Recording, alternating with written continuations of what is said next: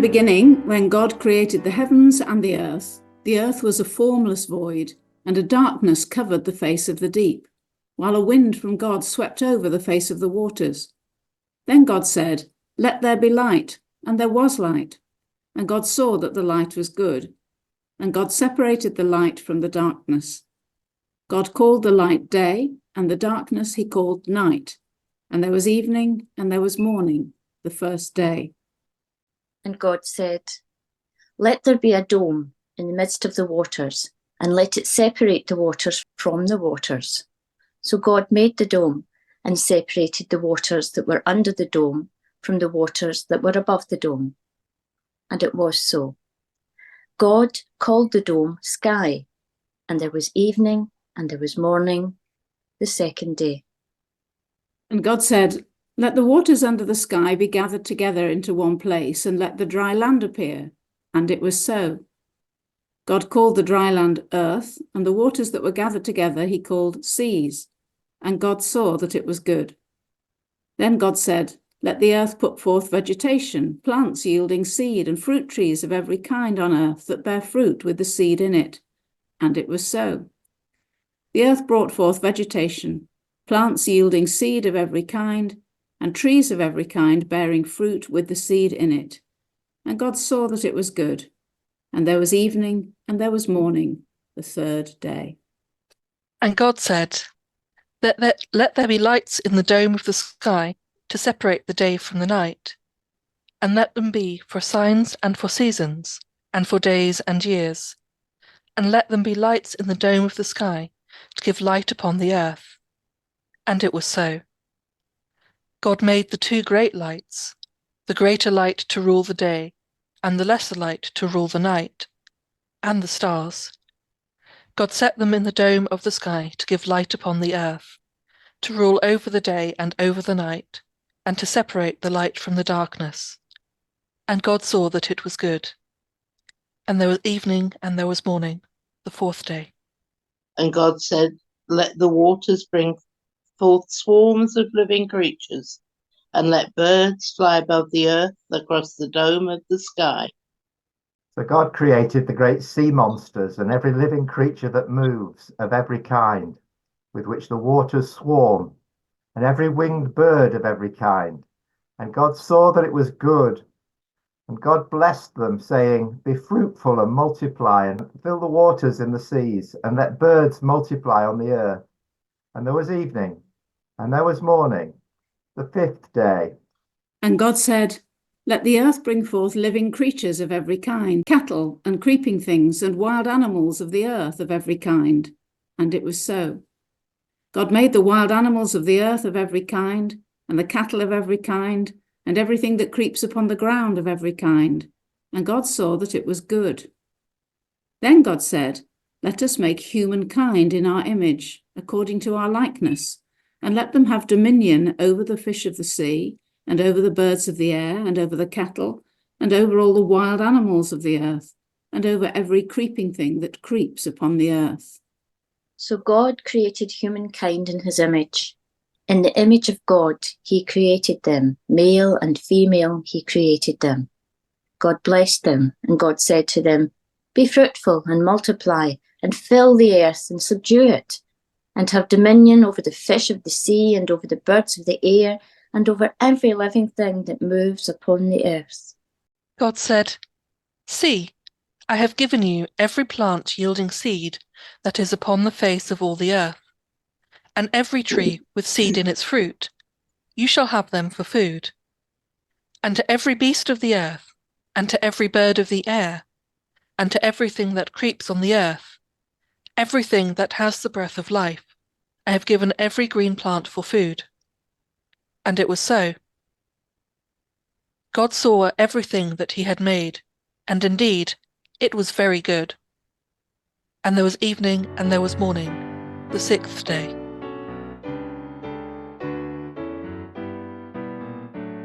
Thus the heavens and the earth were finished, and all their multitude. And on the seventh day God finished the work that he had done, and he rested on the seventh day from all the work that he had done. So God blessed the seventh day and hallowed it, because on it God rested from all the work that he had done in creation. These are the generations of the heavens and the earth when they were created. In the day that the Lord God made the earth and the heavens, when no plant or field was yet in the earth, and no herb of the field had yet sprung up, for the Lord God had not caused it to rain upon the earth. And there was no one to till the ground. But a stream would rise from the earth and water the whole face of the ground. Then the Lord God formed man from the dust of the ground and breathed into his nostrils the breath of life, and the man became a living being. The Lord God planted a garden in Eden in the east, and there he put the man whom he had formed. Out of the ground the Lord God made to grow every tree that is pleasant to the sight and good for food, the tree of life also in the midst of the garden, and the tree of the knowledge of good and evil. A river flows out of Eden to water the garden, and from there it divides and becomes 4 branches. The name of the first is Pishon. It is the one that flows around the whole land of Havilah, where there is gold, and the gold of that land is good. Bdellium and onyx are there. The name of the second river is Gihon. It is the one that flows around the land of Cush.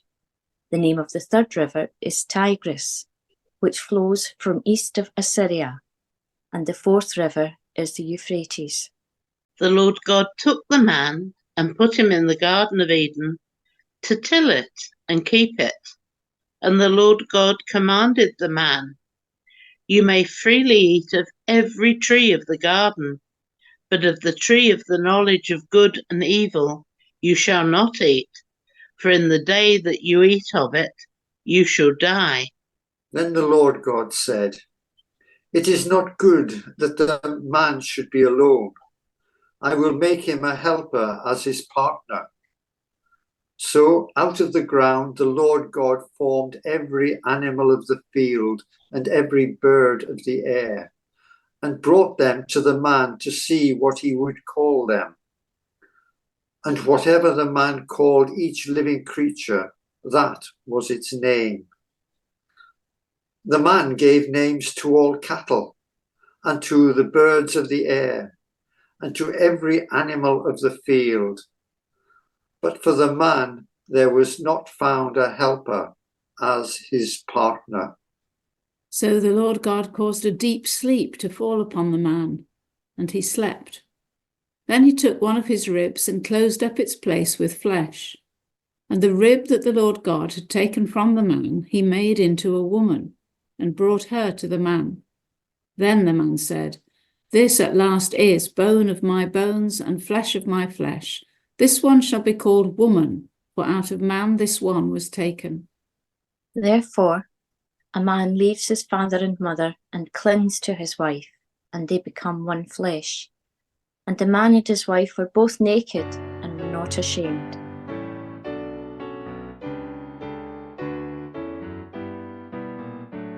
Now the serpent was more crafty than any other wild animal that the Lord God had made. He said to the woman, "Did God say, 'You shall not eat from any tree in the garden'?" The woman said to the serpent, "We may eat of the fruit of the trees in the garden, but God said, 'You shall not eat of the fruit of the tree that is in the middle of the garden, nor shall you touch it, or you shall die.' But the serpent said to the woman, 'You will not die. For God knows that when you eat of it, your eyes will be opened, and you will be like God, knowing good and evil.' So when the woman saw that the tree was good for food, and that it was a delight to the eyes, and that the tree was to be desired to make one wise, she took of its fruit and ate. And she also gave some to her husband who was with her, and he ate.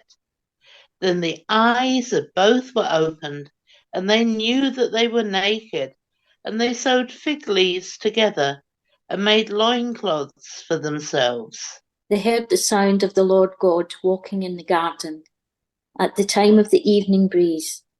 And the man and his wife hid themselves from the presence of the Lord God among the trees of the garden.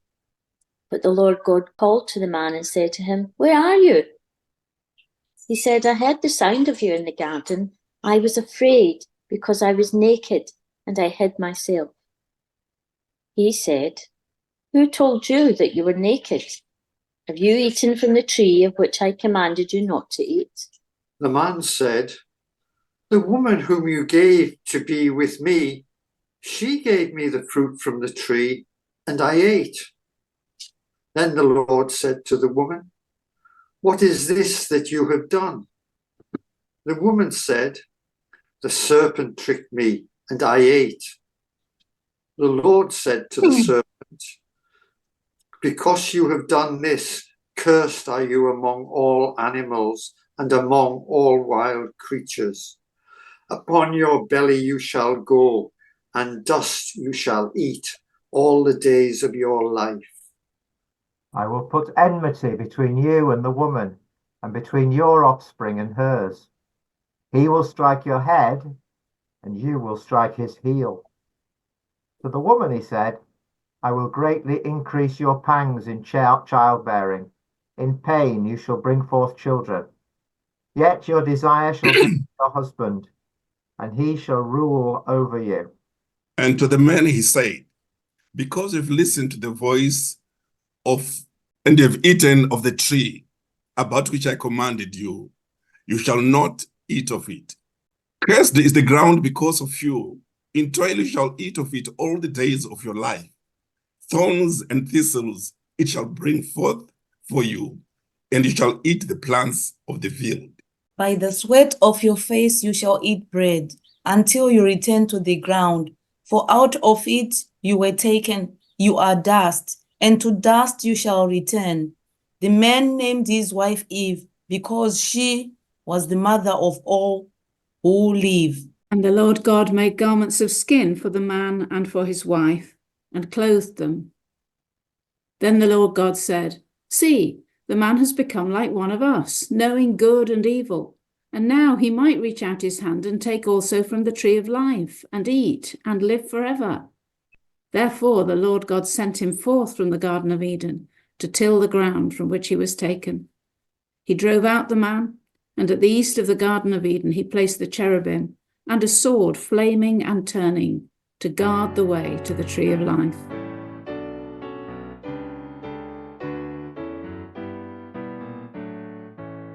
Now the man knew his wife Eve, and she conceived and bore Cain, saying, "I have produced a man with the help of the Lord." Next she bore his brother Abel. Now Abel was a keeper of sheep, and Cain a tiller of the ground. In the course of time, Cain brought to the Lord an offering of the fruit of the ground, and Abel, for his part, brought of the firstlings of his flock, their fat portions. And the Lord had regard for Abel and his offering, but for Cain and his offering he had no regard. So Cain was very angry, and his countenance fell. The Lord said to Cain, "Why are you angry? And why has your countenance fallen? If you do well, it will not be accepted.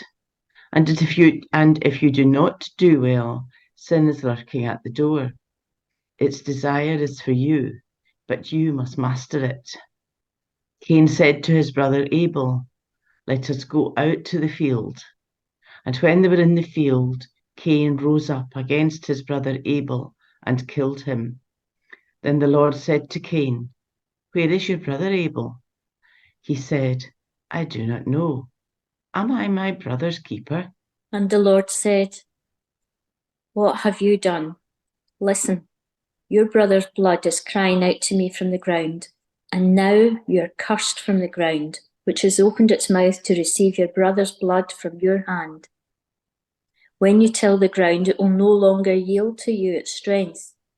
You will be a fugitive and a wanderer on the earth."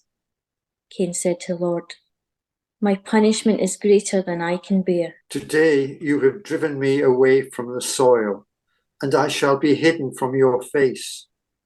I shall be a fugitive and a wanderer on the earth, and anyone who meets me may kill me." Then the Lord said to him, "Not so. Whoever kills Cain will suffer a sevenfold vengeance." And the Lord put a mark on Cain, so that no one who came upon him would kill him. Then Cain went away from the presence of the Lord and settled in the land of Nod, east of Eden. He knew his wife, and she conceived and bore Enoch. And he built a city and named it Enoch, after his son Enoch. To Enoch was born Irad, and Irad was the father of Meujael, and Meujael the father of Methushael, and Methushael the father of Lamech. Lamech took two wives. The name of one was Ada, and the name of the other Zillah. Ada bore Jabal. He was the ancestor of those who live in tents and have livestock. His brother's name was Jubal. He was the ancestor of all those who play the lyre and the pipe. Zilal bore Tubal-Cain, who made all kinds of bronze and iron tools. The sister of Tubal-Cain was Naamah. Lamech said to his wives, Ada and Zillah, "Hear my voice, you wives of Lamech. Listen to what I say. I have killed a man for wounding me, a young man for striking me.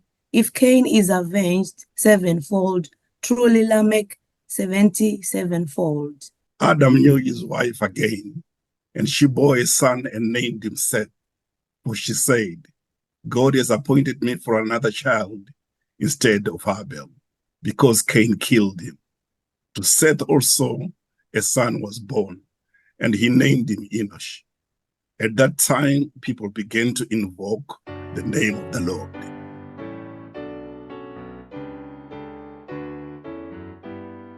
This is the list of the descendants of Adam. When God created humankind, he made them in the likeness of God. Male and female he created them, and he blessed them and named them humankind when they were created.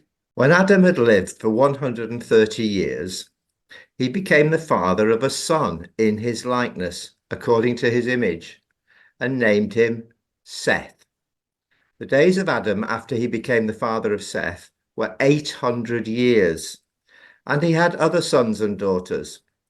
Thus, all the days that Adam lived were 930 years, and he died. When Seth had lived for 105 years, he became the father of Enosh. Seth lived after the birth of Enosh for 807 years and had other sons and daughters. Thus all the days of Seth were 912 years, and he died. When Enosh had lived for 90 years, he became the father of Kenan. Enosh lived after the birth of Kenan for 815 years and had other sons and daughters. Thus all the days of Enosh were 905 years, and he died. When Kenan had lived for 70 years, he became the father of Mahalalel. Kenan lived after the birth of Mahalalel for 840 years and had other sons and daughters. Thus all the days of Kenan were 910 years, and he died. When Mahalalel had lived for 65 years, he became the father of Jared. Mahalalel lived after the birth of Jared for 830 years and had other sons and daughters. Thus all the days of Mahalalel were 895 years, and he died. When Jared had lived for 162 years, he became the father of Enoch. Jared lived after the birth of Enoch for 800 years and had other sons and daughters. Thus all the days of Jared were 962 years, and he died. When Enoch had lived for 65 years, he became the father of Methuselah. Enoch walked with God after the birth of Methuselah for 300 years and had other sons and daughters. Thus all the days of Enoch were 365 years. Enoch walked with God, and then he was no more, because God took him. When Methuselah had lived for 187 years, he became the father of Lamech. Methuselah lived after the birth of Lamech for 782 years and had other sons and daughters. Thus all the days of Methuselah were 969 years, and he died. When Lamech had lived for 182 years, he became the father of a son. he named him Noah, saying, "Out of the ground that the Lord has cursed, this one shall bring us relief from our work and from the toil of our hands." And Lamech lived after the birth of Noah 595 years and had other sons and daughters. Thus all the days of Lamech were 777 years, and he died. And after Noah was 500 years old, Noah became the father of Shem, Ham, and Japheth.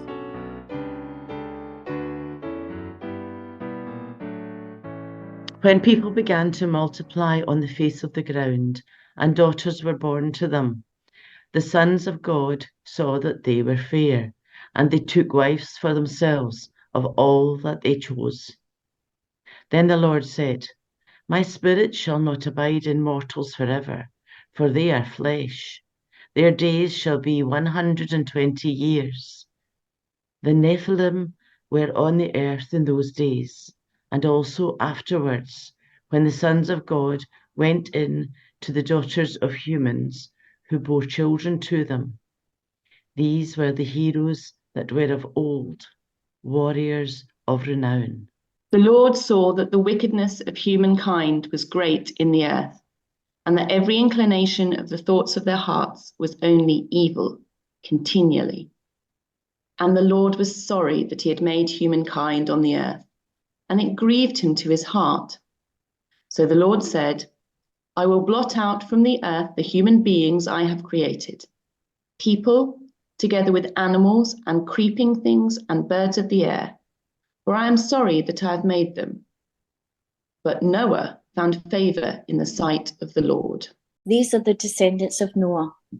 Noah was a righteous man, blameless in his generation. Noah walked with God. And Noah had 3 sons, Shem, Ham, and Japheth. Now the earth was corrupt in God's sight, and the earth was filled with violence. And God saw that the earth was corrupt, for all flesh had corrupted its ways upon the earth. And God said to Noah, "I have determined to make an end of all flesh, for the earth is filled with violence because of them.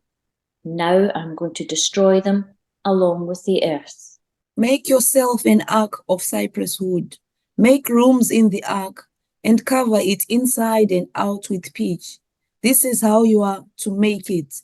The length of the ark, 300 cubits, its width, 50 cubits, and its height, 30 cubits. Make a roof for the ark and finish it to a cubit above, and put the door of the ark in its side. Make it with lower, second, and third decks. For my part, I am going to bring a flood of waters on the earth to destroy from under heaven all flesh, in which the breath of life, everything that is on the earth shall die. I will establish my covenant with you, and you shall come into the ark, you, your sons, your wife, and your sons' wives with you. And of every living thing of all flesh, you shall bring 2 of every kind into the ark to keep them alive with you. They shall be male and female. Of the birds according to their kinds, and of the animals according to their kinds, of every creeping thing of the ground according to its kind, 2 of every kind shall come into you, to keep them alive. Also take with you every kind of food that is eaten, and store it up, and it shall serve as food for you and for them. Noah did this. He did all that God commanded him.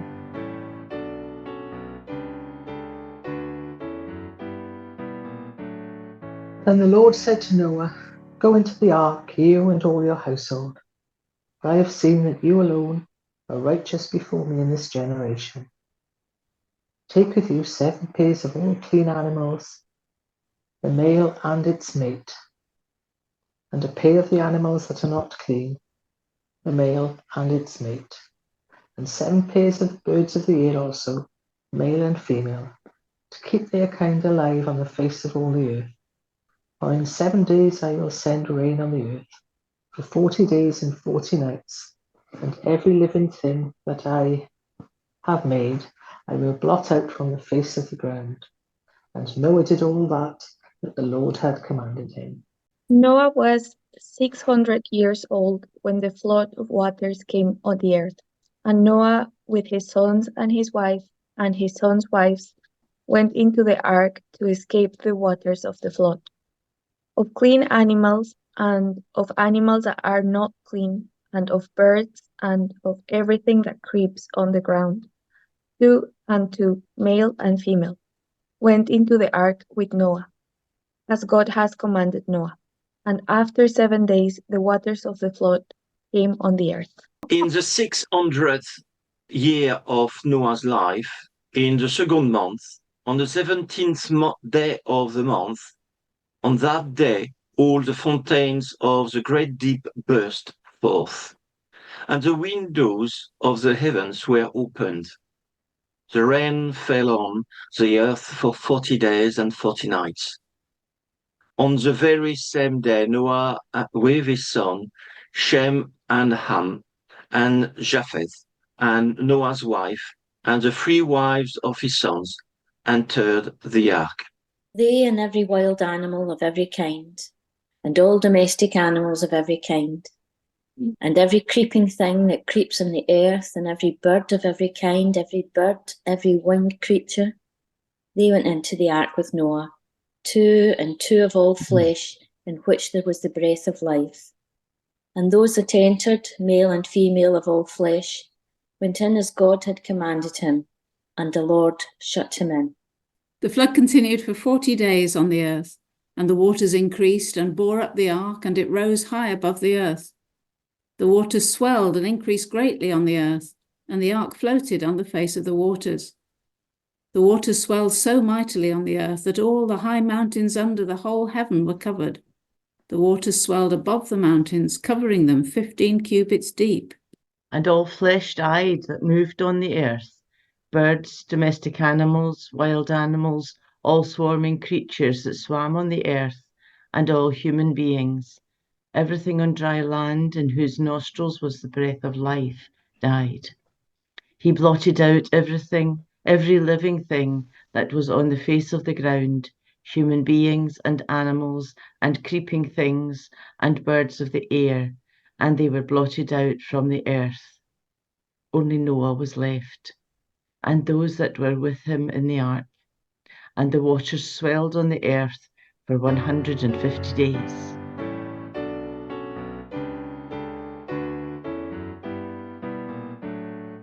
But God remembered Noah and all the wild animals and all the domestic animals that were with him in the ark.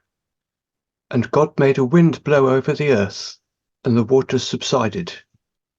The fountains of the deep and the windows of the heavens were closed. The rain from the heavens was restrained. And the waters gradually receded from the earth. At the end of 150 days, the waters had abated. And in the 7th month, on the 17th day of the month, the ark came to rest on the mountains of Ararat. The waters continued to abate until the 10th month. In the 10th month, on the 1st day of the month, the tops of the mountains appeared. At the end of 40 days, Noah opened the window of the ark that he had made, and sent out the raven. And it went to and fro until the waters were dried up from the earth. Then he sent out the dove from him, to see if the waters had subsided from the face of the ground. But the dove found no place to set its foot, and it returned to him to the ark, for the waters were still on the face of the whole earth. So he put out his hand and took it and brought it into the ark with him. He waited another 7 days, and again he sent out the dove from the ark. And the dove came back to him in the evening, and there in its beak was a freshly plucked olive leaf. So Noah knew that the waters had subsided from the earth. Then he waited another 7 days and sent out the dove, and it did not return to him any more. In the 601st year, in the first month of the first day of the month, the waters were dried up from the earth. Then Noah removed the covering of the ark and looked, and saw that the face of the ground was drying. In the 2nd month, on the 27th day of the month, the earth was dry. Then God said to Noah, "Go out of the ark, you and your wife and your sons and your sons' wives with you. Bring out with you every living thing that is with you, of all flesh, birds and animals, and every creeping thing that creeps on the earth, so that they may abound on the earth and be fruitful and multiply on the earth.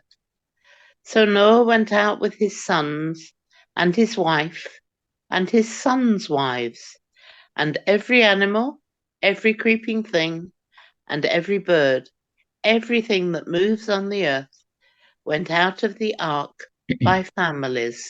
Then Noah built an altar to the Lord, and he took of every clean animal and every clean bird and offered burnt offerings on the altar. And when the Lord smelt the pleasing odour, the Lord said in his heart, I will never again curse the ground because of humankind. For the inclination of the human heart is evil from youth, nor will I ever again destroy every living creature as I have done. As long as the earth endures, seed time and harvest, cold and heat, summer and winter, day and night shall not cease.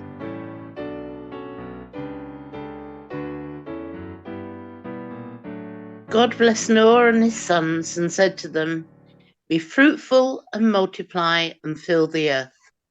The fear and dread of you shall rest on every animal of the earth, and on every bird of the air, on everything that creeps on the ground, and all the fish of the sea. Into your hand they are delivered. Every moving thing that lives shall be food for you. And just as I gave you the green plants, I give you everything. Only you shall not eat flesh with its life, that is, its blood. For your own life blood, I will surely require a reckoning. From every animal, I'll require it, and from human beings, each one for the blood of another. I will require a reckoning for human life. Whoever sheds the blood of a human, by a human shall that person's blood be shed. For in his own image, God made humankind. And you, be fruitful and multiply, abound on the earth and multiply in it. Then God said to Noah and to his sons with him, As for me, I am establishing my covenant with you and your descendants after you, and with every living creature that is with you, the birds, the domestic animals, and every animal of the earth with you, as many as came out of the ark. I establish my covenant with you that never again shall all flesh be cut off by the waters of a flood, and never again shall there be a flood to destroy the earth. God said, This is the sign of the covenant that I make between me and you, and every living creature that is with you, for all future generations. I have set my bow in the clouds, and it shall be a sign of the covenant between me and the earth. When I bring clouds over the earth, and the bow is seen in the clouds, I will remember my covenant that is between me and you and every living creature of all flesh, and the waters shall never again become a flood to destroy all flesh. When the bow is in the clouds, I will see it and remember the everlasting covenant between God and every living creature of all flesh that is on the earth. God said to Noah, This is a sign of the covenant that I have established between me and all flesh that is on earth. The sons of Noah who went out of the ark were Shem, Ham, and Japheth. Ham was the father of Canaan. These three were the sons of Noah, and from these the whole earth was peopled. Noah, a man of the soil, was the first to plant a vineyard. He drank some of the wine and became drunk, and he lay uncovered in his tent. And Ham, the father of Canaan, saw the nakedness of his father and told his two brothers outside. Then Shem and Japheth took a garment, laid it on both their shoulders, and walked backwards and covered the nakedness of their father. Their faces were turned away, and they did not see their father's nakedness. When Noah awoke from his wine and knew what his younger son had done to him, he said, "Cursed be Canaan, lowest of slaves shall he be to his brothers." He also said, "Blessed by the Lord my God be Shem, and let Canaan be his slave." May God make space for Japheth and let him live in the tents of Shem, and let Canaan be his slave. After the flood, Noah lived for 350 years. All the days of Noah were 950 years, and he died.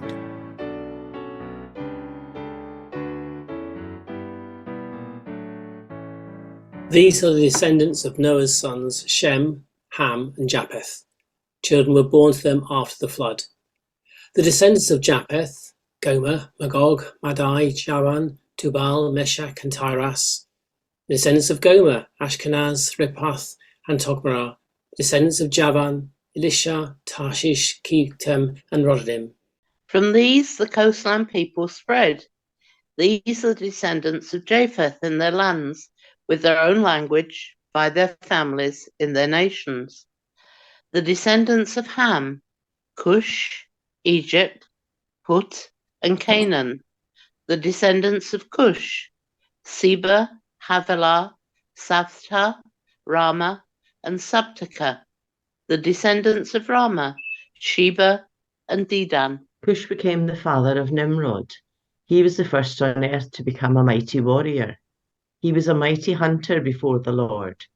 Therefore it is said, like Nimrod, a mighty hunter before the Lord, the beginning of his kingdom was Babel, Erech, and Akkad, all of them in the land of Shinar. From that land he went into Assyria and built Nineveh, Rehoboth, Kala, and Resen between Nineveh and Kala. That is the great city.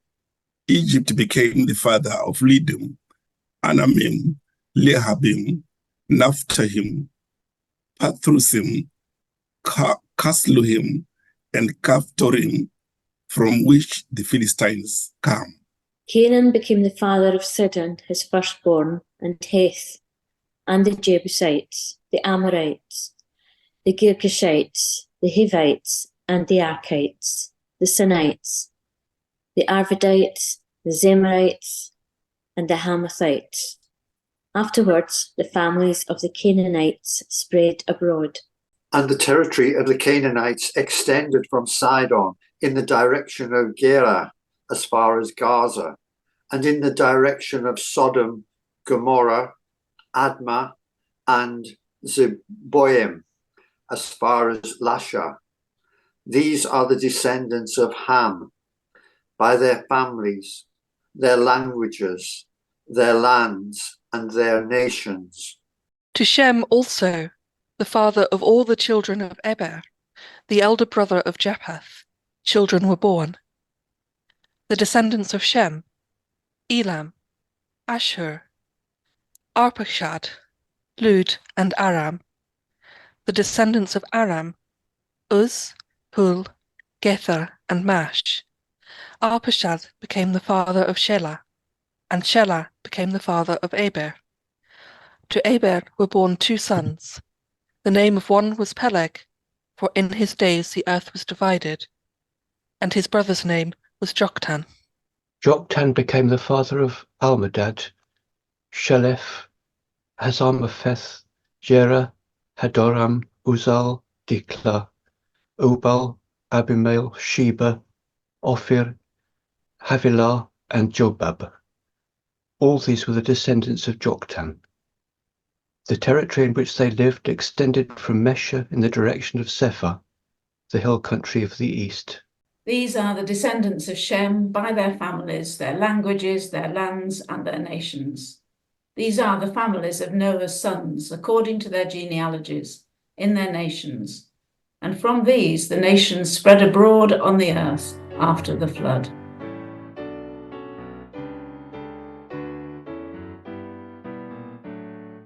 Now the whole earth had one language and the same words. And as they migrated from the east, they came upon a plain in the land of Shinar, and settled there. And they said to one another, "Come, let us make bricks and burn them thoroughly." And they had brick for stone and bitumen for mortar. Then they said, "Come, let us build ourselves a city and a tower with its top in the heavens, and let us make a name for ourselves. Otherwise, we shall be scattered abroad upon the face of the whole earth." The Lord came down to see the city and the tower which mortals had built. And the Lord said, "Look, they are one people, and they have all one language, and this is only the beginning of what they will do. Nothing that they propose to do will now be impossible for them. Come, let us go down and confuse their language there, so that they will not understand one another's speech." So the Lord scattered them abroad from there over the face of all the earth, and they left off building the city. Therefore it was called Babel, because there the Lord confused the language of all the earth, and from there the Lord scattered them abroad over the face of all the earth. These are the descendants of Shem. When Shem was 100 years old, he became the father of Arpachshad 2 years after the flood. And Shem lived after the birth of Arpachshad for 500 years and had other sons and daughters. When Arpachshad had lived for 35 years, he became the father of Shelah. And Arpachshad lived after the birth of Shelah for 403 years and had other sons and daughters. When Shelah had lived for 30 years, he became the father of Eber. And Shelah lived after the birth of Eber for 403 years and had other sons and daughters. When Eber had lived for 34 years, he became the father of Peleg. And Eber lived after the birth of Peleg for 430 years and had other sons and daughters. When Peleg had lived for 30 years, he became the father of Reu. And Peleg lived after the birth of Reu for 209 years and had other sons and daughters. When Reu had lived for 32 years, he became the father of Serug. And Reu lived after the birth of Serug for 207 years and had other sons and daughters. When Serug had lived for 30 years, he became the father of Nahor. And Serug lived after the birth of Nahor for 200 years and had other sons and daughters. When Nahor had lived for 29 years, he became the father of Terah. And Nahor lived after the birth of Terah for 119 years and had other sons and daughters. When Terah had lived for 70 years, he became the father of Abram, Nahor, and Haran. Now these are the descendants of Terah. Terah was the father of Abram, Nahor, and Haran. And Haran was the father of Lot. Haran died before his father Terah in the land of his birth, in Ur of the Chaldeans. Abram and Nah took wives. The name of Abram's wife was Sarai, and the name of Nah's wife was Milcah. She was the daughter of Haran, the father of Milcah and Iscah. Now Sarai was barren. She had no child. Terah took his son Abram and his grandson Lot, son of Haran, and his daughter-in-law Sarai, his son Abram's wife, and they went out together from Ur of the Chaldeans to go into the land of Canaan. But when they came to Haran, they settled there. The days of Terah were 205 years, and Terah died in Haran.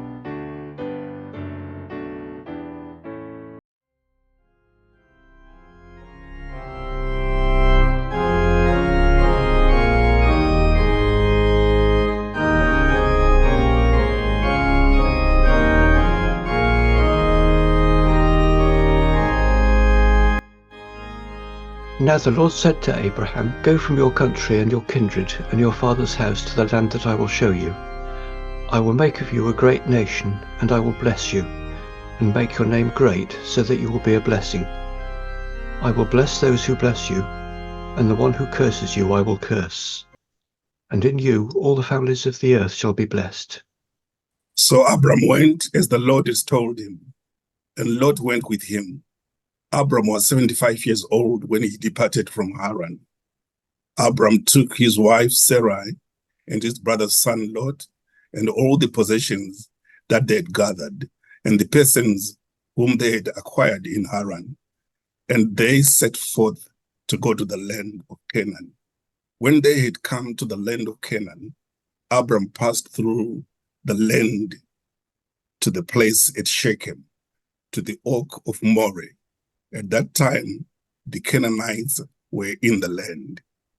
Then the Lord appeared to Abram and said, "To your offspring I will give this land." So he built there an altar to the Lord, who had appeared to him.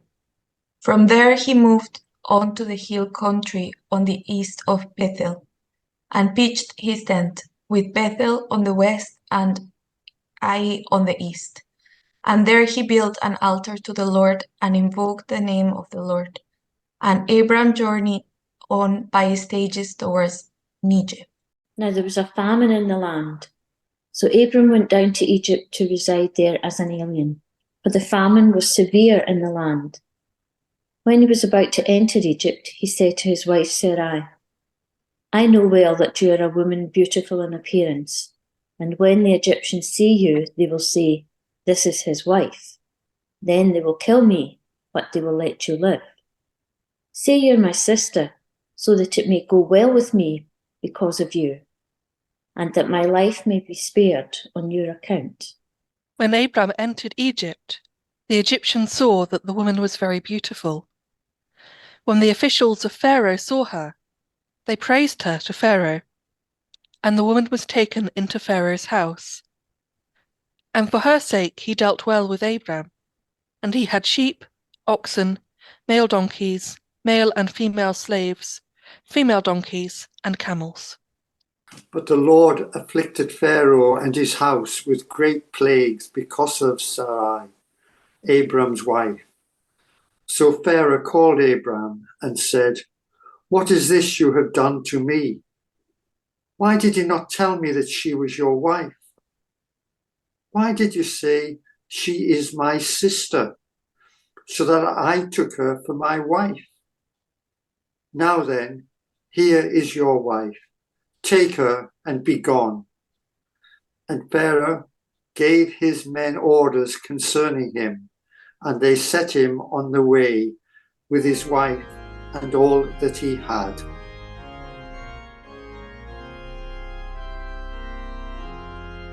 So Abraham went up from Egypt, he and his wife and all that he had, and Lot with him into the Negev. Now Abraham was very rich in livestock, in silver and in gold. He journeyed on by stages from the Negev as far as Bethel, to the place where his tent had been at the beginning, between Bethel and Ai, to the place where he had made an altar at the first, and there Abraham called on the name of the Lord. Now Lot, who went with Abram, also had flocks and herds and tents, so that the land could not support both of them living together, for their possessions were so great that they could not live together. And there was strife between the herders of Abram's livestock and the herders of Lot's livestock.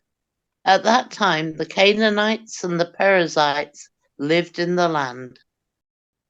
Then Abram said to Lot, "Let there be no strife between you and me, and between your herders and my herders, for we are kindred. It's not the whole land before you. Separate yourselves from me. If you take the left hand, then I will go to the right. Or if you take the right hand, then I will go to the left." Lot looked about him and saw that the plain of the Jordan was well watered everywhere, like the garden of the Lord, like the land of Egypt, in the direction of Zoar. This was before the Lord had destroyed Sodom and Gomorrah. So Lot chose for himself all the plain of the Jordan, and Lot journeyed eastwards. Thus they separated from each other. Abram settled in the land of Canaan, while Lot settled among the cities of the plain and moved his tent as far as Sodom. Now the people of Sodom were wicked, great sinners against the Lord. The Lord said to Abram, after Lot had separated from him, "Raise your eyes now and look from the place where you are, northwards and southwards and eastwards and westwards. For all the land that you see, I will give to you and to your offspring forever. I will make your offspring like the dust of the earth, so that if one can count the dust of the earth, your offspring also can be counted.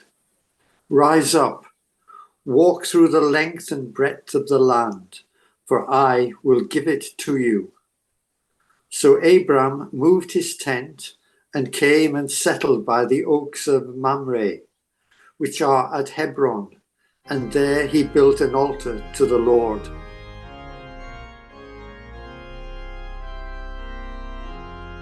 In the days of King Amraphel of Shinar, King Arioch of Elasar, King Chedorlaomer of Elam, and King Tidal of Gum, these kings made war with King Bera of Sodom, King Birsha of Gomorrah, King Shinab of Admah, King Shemeba of Zebedim, and the king of Bela, that is Zoar. All these joined forces in the valley of Siddim, that is the Dead Sea. For 12 years they served Chedorlaomer, but in the 13th year they rebelled.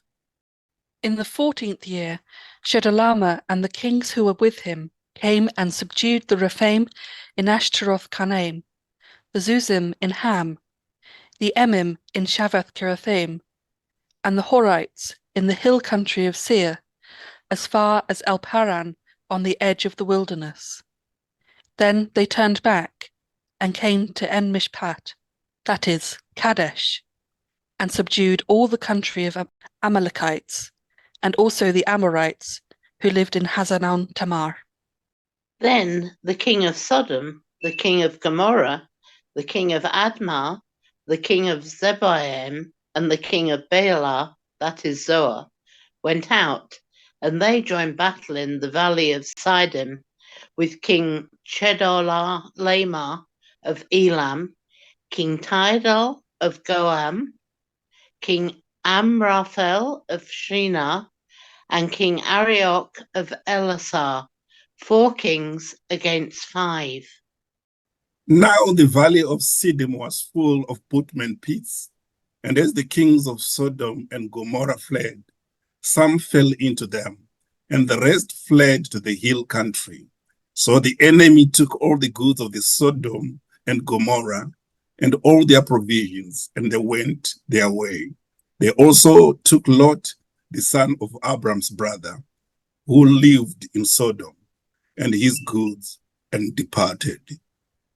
Then one who had escaped came and told Abram the Hebrew, who was living by the oaks of Mamre the Amorite, brother of Eshcol and Aner. These were allies of Abram. When Abram heard that his nephew had been taken captive, he led forth his trained men, born in his house, 318 of them, and went in pursuit as far as Dan.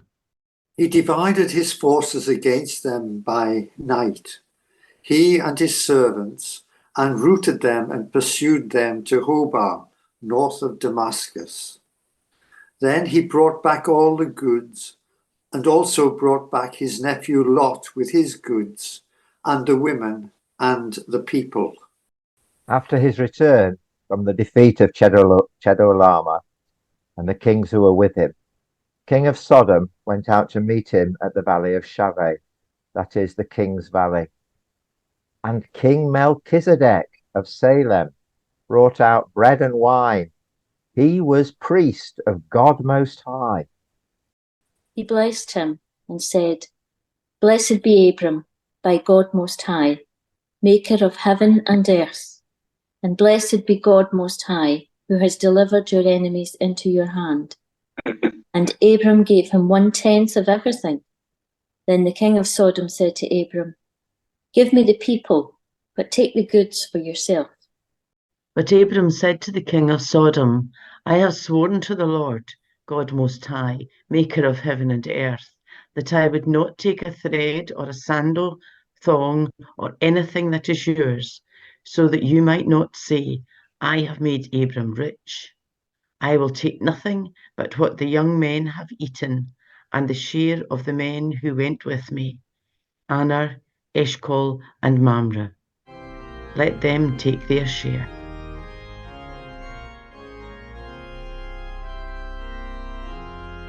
After these things, the word of the Lord came to Abram in a vision. Do not be afraid, Abram. I am your shield. Your reward shall be very great. But Abram said, O Lord God, what will you give me? For I continue childless, and the heir of my house is Eliezer of Damascus. And Abram said, You have given me no offspring, and so a slave born in my house is to be my heir. But the word of the Lord came to him, This man shall not be your heir. No one but your very own issue shall be your heir. He brought him outside and said, Look towards heaven and count the stars, if you are able to count them. Then he said to him, So shall your descendants be. And he believed the Lord, and the Lord reckoned it to him as righteousness. Then he said to him, I am the Lord who brought you from Ur of the Chaldeans to give you this land to possess. But he said, O Lord God, how am I to know that I shall possess it? He said to him, Bring me a heifer, 3 years old, a female goat, 3 years old, a ram, 3 years old, a turtle dove, and a young pigeon. You brought him all these and cut them in two, laying each half against each other. But he did not cut the birds in two. And when the birds of prey came down on the carcasses, Abram drove them away. As the sun was going down, a deep sleep fell upon Abram, and a deep and terrifying darkness descended upon him. Then the Lord said to Abram, Know this for certain, that your offspring shall be aliens in a land that is not theirs, and shall be slaves there, and they shall be oppressed for 400 years. But I will bring judgment on the nation that they serve, and afterwards they shall come out with great possessions. As for yourself, you shall go to your ancestors in peace. You shall be buried in a good old age. And they shall come back here in the 4th generation, for the iniquity of the Amorites is not yet complete. When the sun had gone down and it was dark, a smoking firepot and a flaming torch passed between these pieces. On that day, the Lord made a covenant with Abram, saying, To your descendants I give this land, from the river of Egypt to the great river, the river Euphrates, the land of the Kenites, the Kenizzites, the Cadmonites, the Hittites, the Perizzites, the Rephaim, the Amorites, the Canaanites, the Girgashites, and the Jebusites.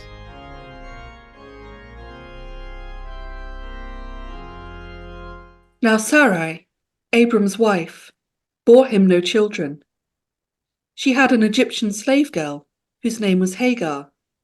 And Sarai said to Abram, You see that the Lord has prevented me from bearing children. Go in to my slave girl. It may be that I shall obtain children by her. And Abram listened to the voice of Sarai. So after Abram had lived for 10 years in the land of Canaan, Sarai, Abram's wife, took Hagar the Egyptian, a slave girl, and gave her to her husband Abram as a wife. He went into Hagar, and she conceived. And when she saw that she had conceived, she looked with contempt on her mistress. And Sarai said to Abram, May the wrong done to me be on you. I gave my slave girl to your embrace, and when she saw that she had conceived, she looked on me with contempt. May the Lord judge between you and me. But Abram said to Sarai, Your slave girl is in your power. Do to her as you please. Then Sarai dealt harshly with her, and she ran away from her. The angel of the Lord found her by a spring of water in the wilderness, the spring on the way to Shur. And he said, Hagar, slave girl of Sarai, where have you come from, and where are you going?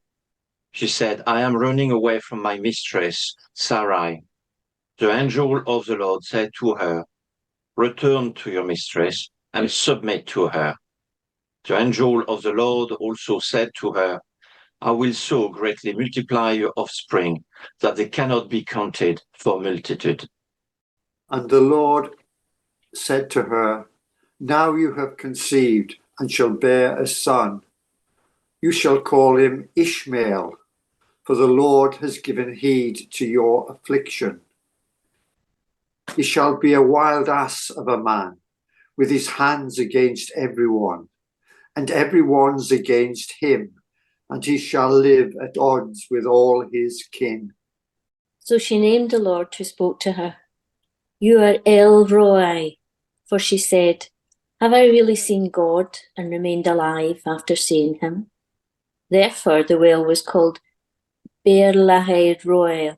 It lies between Kadesh and Bered. Hagar bore Abram a son, and Abram named his son, whom Hagar bore, Ishmael. Abram was 86 years old when Hagar bore him Ishmael.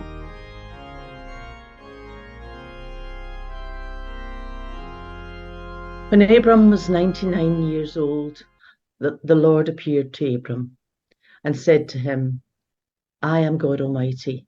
Walk before me and be blameless, and I will make my covenant between me and you, and will make you exceedingly numerous. Then Abram fell on his face, and God said to him, As for me, this is my covenant with you. You shall be the ancestor of a multitude of nations. No longer shall your name be Abram, but your name shall be Abraham, for I have made you the ancestor of a multitude of nations. I'll make you exceedingly fruitful, and I'll make nations of you, and kings shall come from you.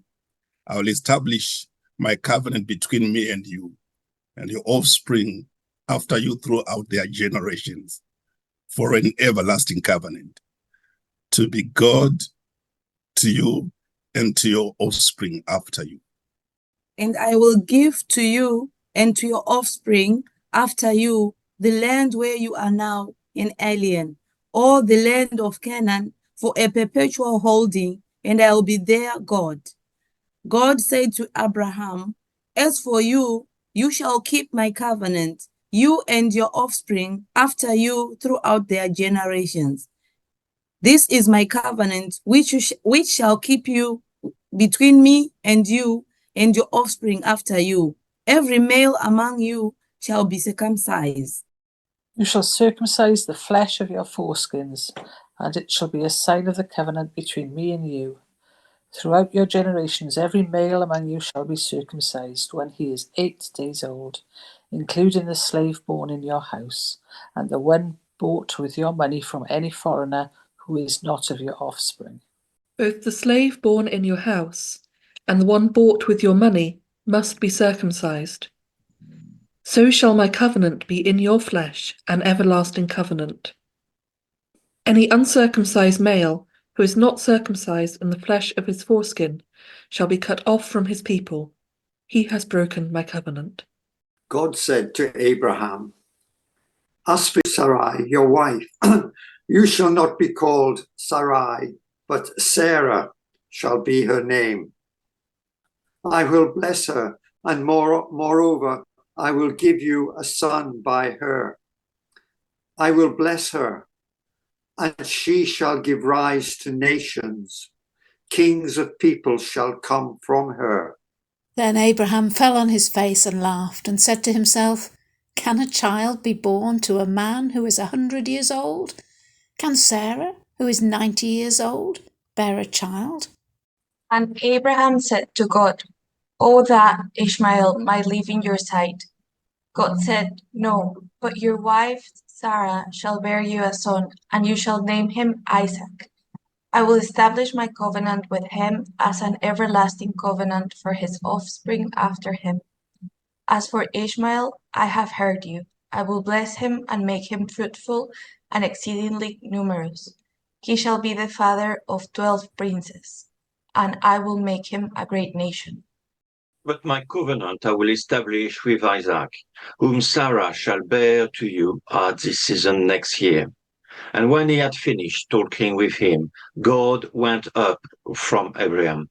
Then Abraham took his son Ishmael and all the slaves born in his house and bought with his money every male among the men of Abraham's house, and he circumcised the flesh of their foreskins that very day, as God has said to him.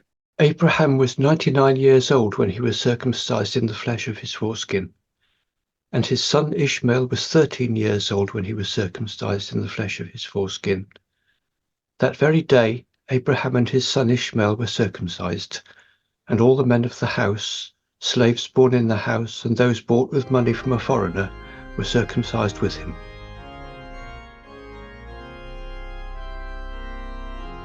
The Lord appeared to Abraham by the oaks of Mamre, as he sat at the entrance of his tent in the heat of the day.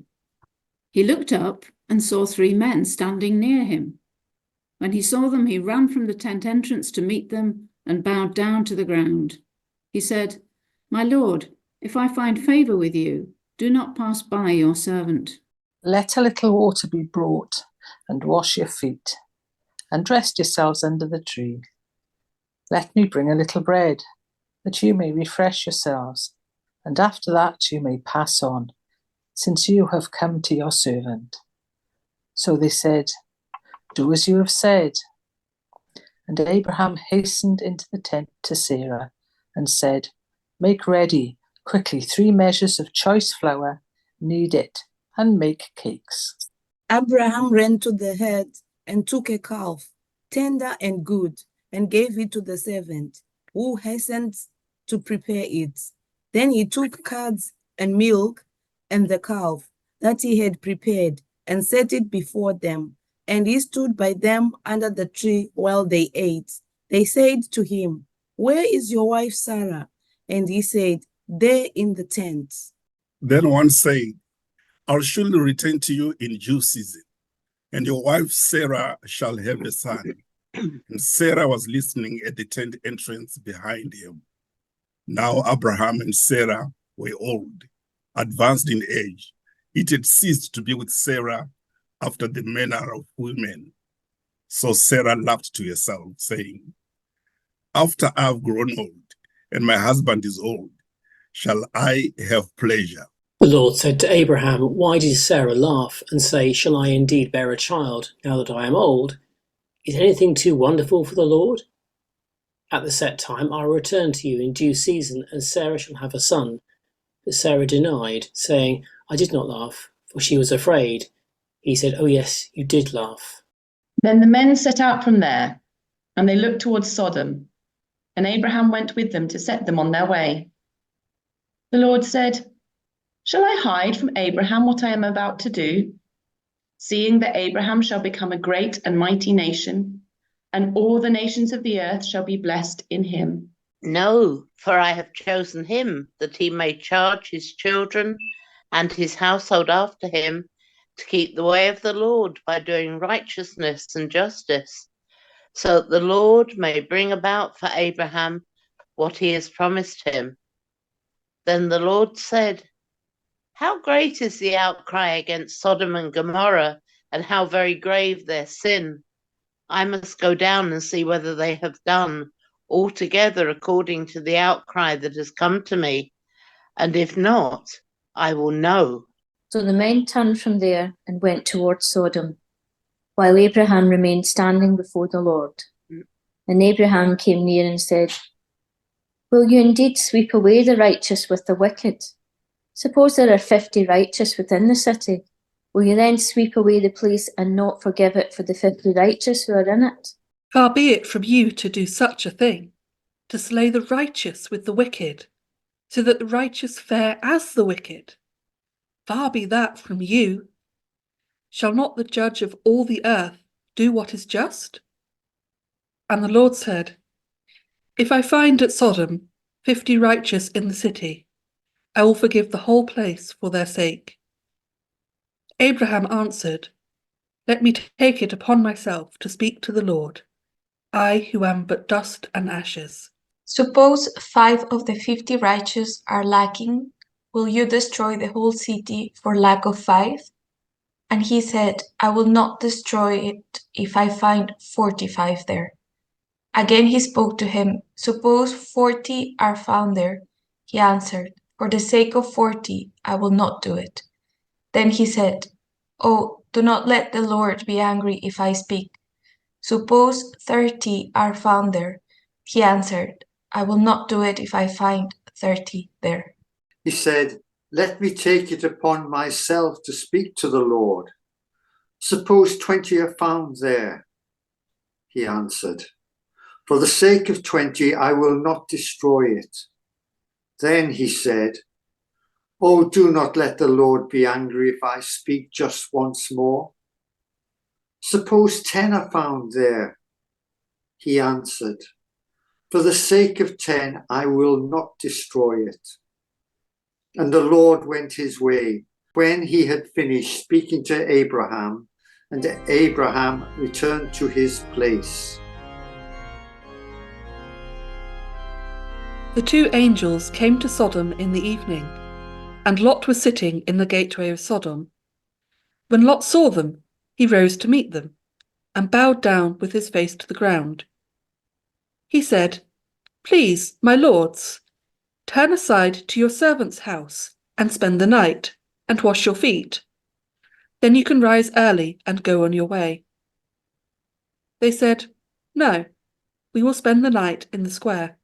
But he urged them strongly, so they turned aside to him and entered his house, and he made them a feast, and baked unleavened bread, and they ate. But before they lay down, the men of the city, the men of Sodom, both young and old, all the people to the last man, surrounded the house, and they called to Lot, "Where are the men who came to you tonight? Bring them out to us so that we may know them."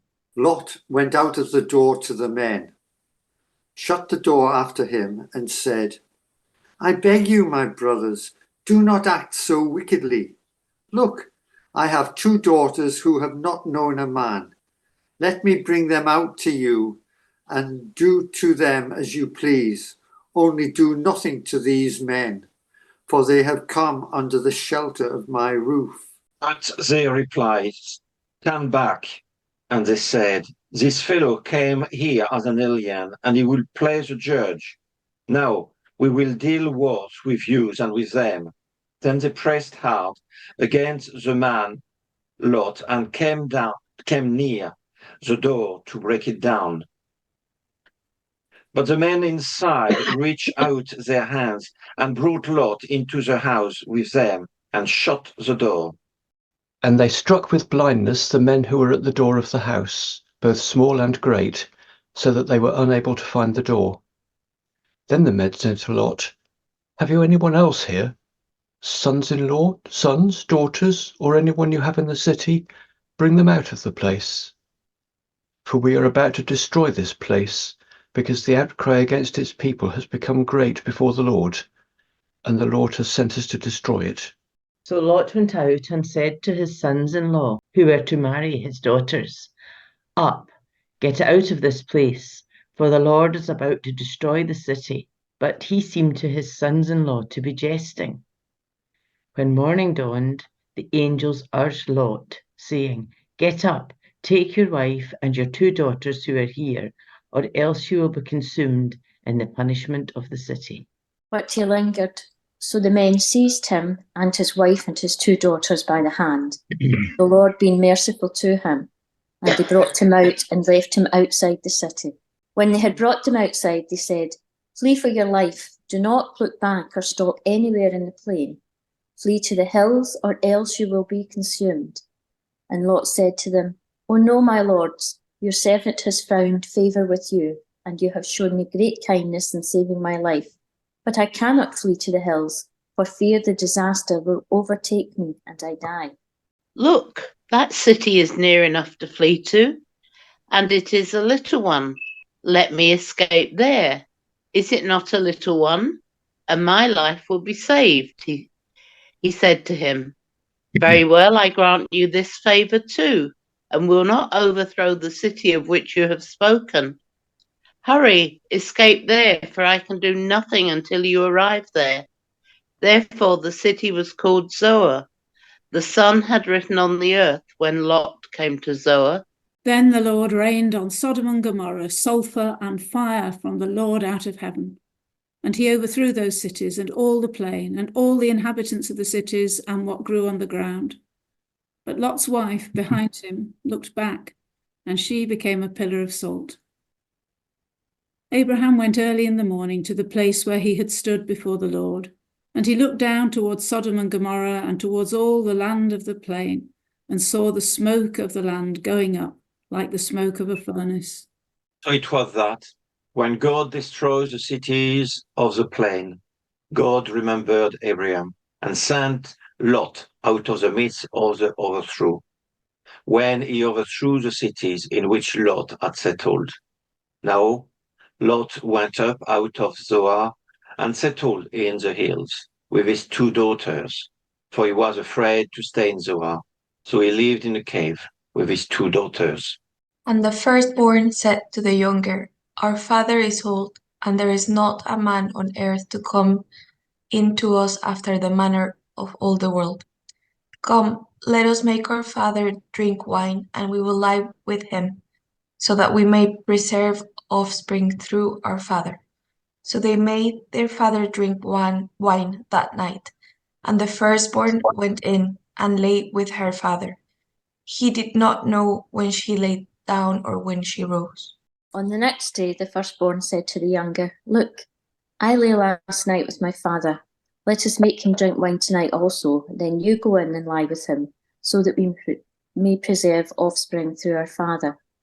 So they made their father drink wine that night also, and the younger rose and lay with him. And he did not know when she lay down or when she rose. Thus both the daughters of Lot became pregnant by their father. The firstborn bore a son and named him Moab. He is the ancestor of the Moabites to this day. The younger also bore a son and named him Ben-Ammi. He is the ancestor of the Ammonites to this day.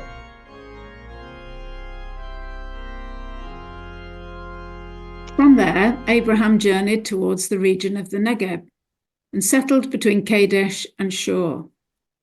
While residing in Gerar as an alien, Abraham said of his wife Sarah, She is my sister. And King Abimelech of Gerar sent and took Sarah. But God came to Abimelech in a dream by night and said to him, You are about to die because of the woman whom you have taken, for she is a married woman. Now Abimelech had not approached her, so he said, Lord, will you destroy an innocent people? Did he not himself say to me, She is my sister? And she herself said, He is my brother. I did this in integrity of my heart and the innocence of my hands. Then God said to him in the dream, Yes, I know that you did this in the integrity of your heart. Furthermore, it was I who kept you from sinning against me. Therefore I did not let you touch her.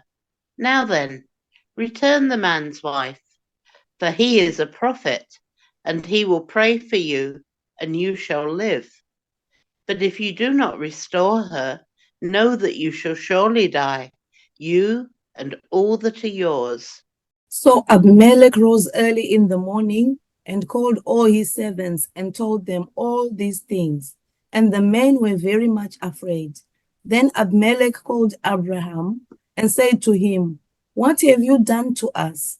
How have I sinned against you, that you have brought such great guilt on me and my kingdom? You have done things to me that ought not to be done. And Abimelech said to Abraham, What were you thinking of, that you did this thing? Abraham said, I did it because I thought there is no fear of God at all in this place, and they will kill me because of my wife. Besides, she is indeed my sister, the daughter of my father, but not the daughter of my mother, and she became my wife. And when God caused me to wander from my father's house, I said to her, This is the kindness you must do to me. At every place to which we come, say of me, He is my brother. And Abimelech took sheep and oxen and male and female slaves, and gave them to Abraham, and restored his wife Sarah to him. Abimelech said, My land is before you. Settle where it pleases you. To Sarah he said, Look, I've given your brother 1,000 pieces of silver. It's your exoneration before all who are with you. You are completely vindicated. Then Abraham prayed to God, and God healed Abimelech, and also healed his wife and female slaves, so that they bore children. For the Lord had closed fast all the wombs of the house of Abimelech because of Sarah, Abraham's wife.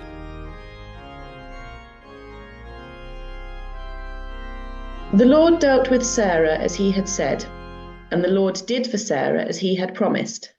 Sarah conceived and bore Abraham a son in his old age, at the time of which God had spoken to him. Abraham gave the name Isaac to his son, whom Sarah bore him. And Abraham circumcised his son Isaac when he was 8 days old, as God had commanded him. Abraham was 100 years old when his son Isaac was born to him. Now Sarah said, God has brought laughter for me. Everyone who hears will laugh with me. And she said, who would ever have said to Abraham that Sarah would nurse children? Yet I have borne him a son in his old age. The child grew and was weaned, and Abraham made a great feast on the day that Isaac was weaned. But Sarah saw the son of Hagar, the Egyptian, whom she had borne to Abraham, playing with her son Isaac. So she said to Abraham, cast out this slave woman with her son, for the son of this slave woman shall not inherit along with my son Isaac. The matter was very distressing to Abraham on account of his son. But God said to Abraham, do not be distressed because of the boy and because of your slave woman. Whatever Sarah says to you, do as she tells you, for it is through Isaac that offspring shall be named after you. As for the son of the slave woman, I will make a nation of him also, because he is your offspring. So Abraham rose early in the morning and took bread and a skin of water and gave it to Hagar, putting it on her shoulder, along with the child, and sent her away. And she departed and wandered about in the wilderness of Beersheba. When the water in the skin was gone, she cast the child under one of the bushes. Then she went and sat down opposite him a good way off, about the distance of a bow shot, for she said, do not let me look on the death of the child. And as she sat opposite him, she lifted up her voice and wept. And God heard the voice of the boy, and the angel of God called to Hagar from heaven and said to her, what troubles you, Hagar? Do not be afraid, for God has heard the voice of the boy where he is. Come, lift up the boy and hold him fast with your hand, for I will make a great nation of him.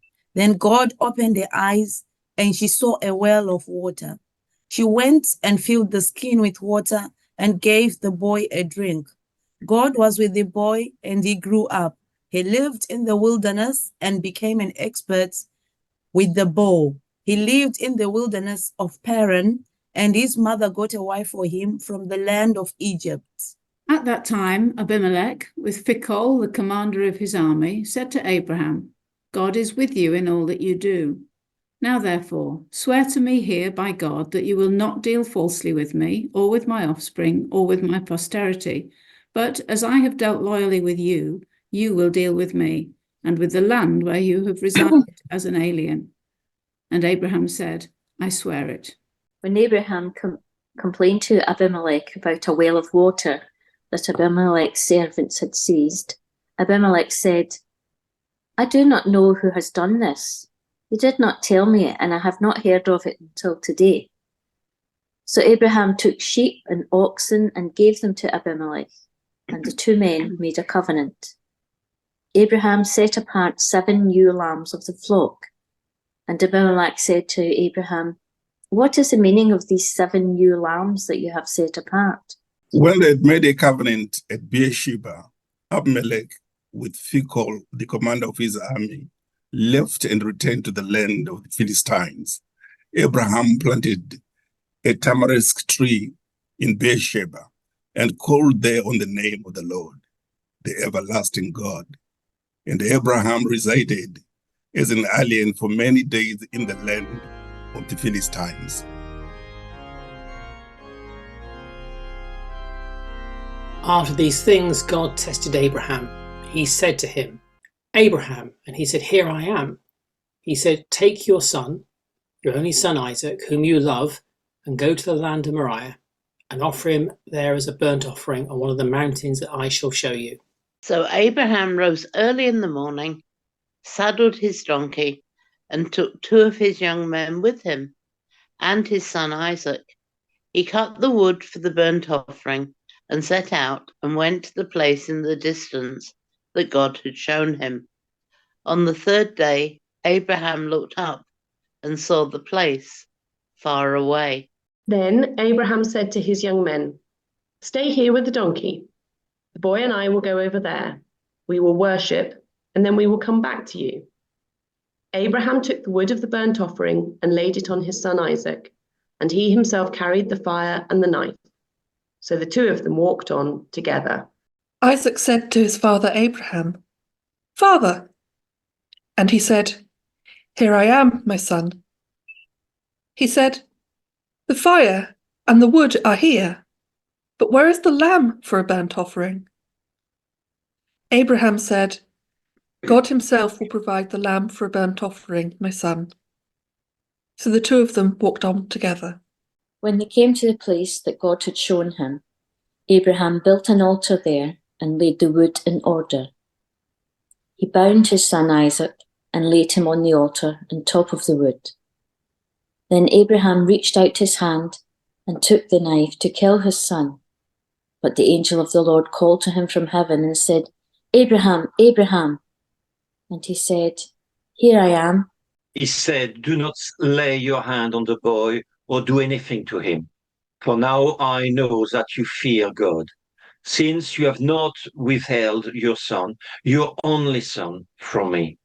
And Abraham looked up and saw a ram caught in a thicket by his horns. Abraham went and took the ram and offered it up as a burnt offering instead of his son. So Abraham called this place, The Lord will provide, as it is said to this day, On the mount of the Lord it shall be provided. The angel of the Lord called to Abraham a second time from heaven and said, By myself I have sworn, says the Lord, because you have done this and have not withheld your son, your only son, I will indeed bless you, and I will make your offspring as numerous as the stars of heaven and as the sand that is on the seashore. And your offspring shall possess the gate of their enemies. And by your offspring shall all the nations of the earth gain blessing for themselves, because you've obeyed my voice. So Abraham returned to his young men, and they arose and went together to Beersheba. And Abraham lived at Beersheba. Now after these things it was told Abraham, Milcah also has borne children to your brother Nahor, Uz the firstborn, Buz his brother, and Kemuel the father of Aram, Chesed, Hazo, Pildash, Jephthah, and Bethuel. Bethuel became the father of Rebekah. These 8 Milcah bore to Nahor, Abraham's brother. Moreover, his concubine, whose name was Rumah, bore Tibar, Gram, Dahash, and Makah.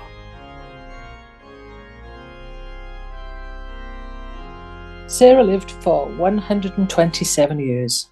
This was the length of Sarah's life. And Sarah died at Hebron, in the land of Canaan. And Abraham went in to mourn for Sarah and to weep for her. Abraham rose up from beside his dead and said to the Hittites, I am a stranger and an alien residing among you. Give me property among you for a burying place, so that I may bury my dead out of my sight. The Hittites answered Abraham, Hear us, my lord, you are a mighty prince among us. Bury your dead in the choicest of our burial places. None of us will withhold from you any burial ground for burying your dead. Abraham rose and bowed to the Hittites, the people of the land. He said to them, If you are willing that I should bury my dead out of my sight, hear me, and entreat for me Ephron son of Zohar, so that he may give me the cave of Machpelah, which he owns. It is at the end of his field. For the full price, let him give it to me in your presence, as a possession for a burying place. Now Ephron was sitting among the Hittites, and Ephron the Hittite answered Abraham in the hearing of the Hittites, of all who went in at the gate of his city. No, my lord, hear me. I give you the field, and I give you the cave that is in it. In the presence of my people I give it to you. Bury your dead. Then Abraham bowed down before the people of the land. He said to Ephron in the hearing of the people of the land, if you only will listen to me, I'll give the price of the land. Accept it from me so that I may bury my dead there. Ephron answered Abraham, my lord, listen to me. A piece of land worth 400 shekels of silver. What is that between you and me? Bury your dead. Abraham agreed with Ephron, and Abraham weighed out for Ephron the silver that he had named in the hearing of the Hittites, 400 shekels of silver, according to the weights current among the merchants. So the field of Ephron in Machpelah, which was to the east of Mamre, the field with the cave that was in it, and all the trees that were in the field throughout its whole area, passed to Abraham as a possession in the presence of the Hittites, in the presence of all who went in at the gate of his city. After this, Abraham buried Sarah, his wife, in the cave of the field of Machpelah, facing Mamre, that is Hebron, in the land of Canaan. The field and the cave that is in it passed from the Hittites into Abraham's possession as a burying place.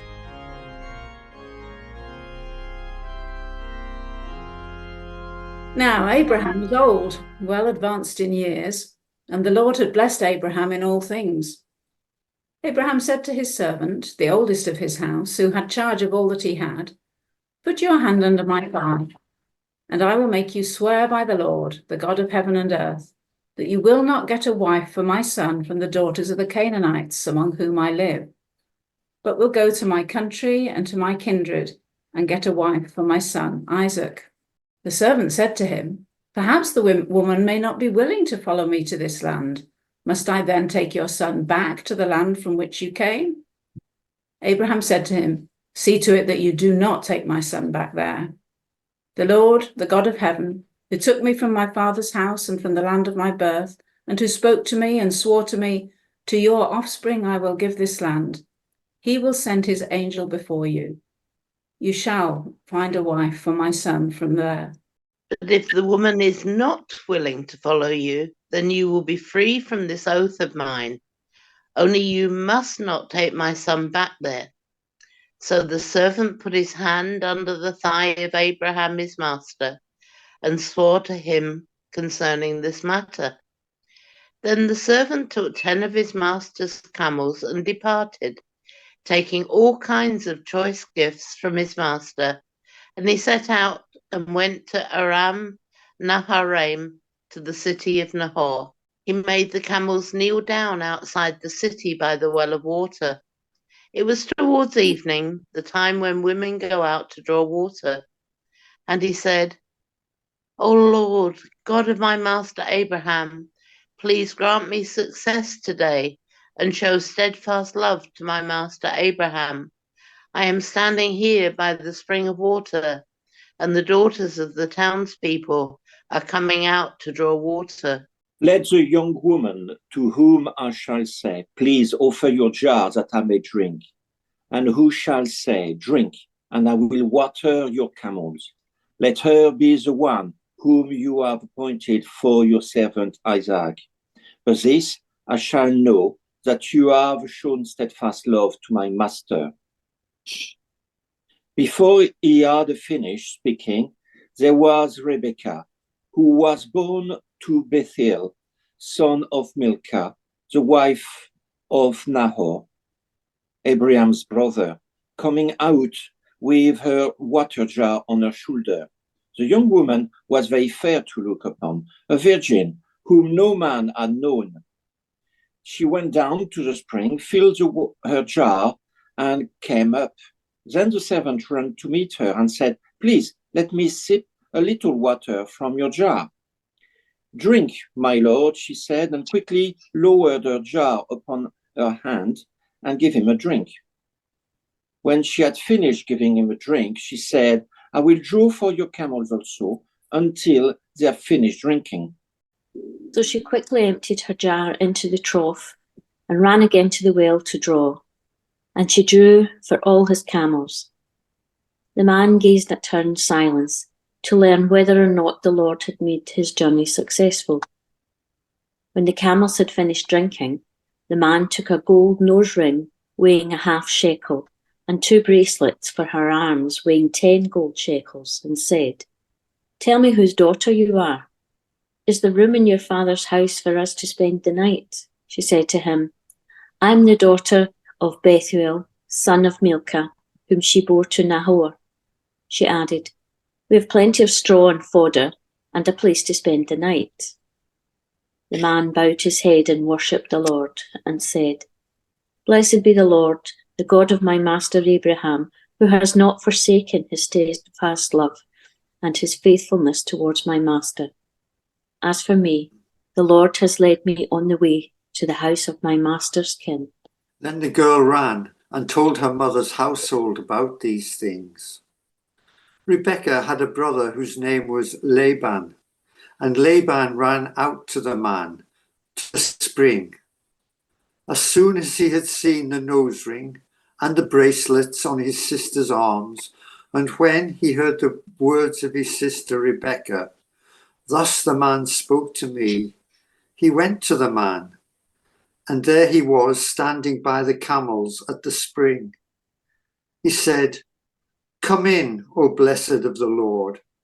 Why do you stand outside when I have prepared the house and a place for the camels? So the man came into the house, and Laban unloaded the camels and gave him straw and fodder for the camels, and water to wash his feet and the feet of the men who were with him. Then food was set before him to eat. But he said, I will not eat until I have told my errand. He said, Speak on. So he said, I am Abraham's son. The Lord has greatly blessed my master, and he has become wealthy. He has given him flocks and herds, silver and gold, male and female slaves, camels and donkeys. And Sarah, my master's wife, bore a son to my master when she was old, and he has given him all that he has. My master made me swear, saying, You shall not take a wife for my son from the daughters of the Canaanites, in whose land I live, but you shall go to my father's house, to my kindred, and get a wife for my son. I said to my master, Perhaps the woman will not follow me. But he said to me, The Lord before whom I walk will send his angel with you and make your way successful. You shall get a wife for my son from my kindred, from my father's house. Then you will be free from my oath. When you come to my kindred, even if they will not give her to you, you will be free from my oath. I came today to the spring and said, O Lord, the God of my master Abraham, if now you will only make successful the way I am going. I am standing here by the spring of water.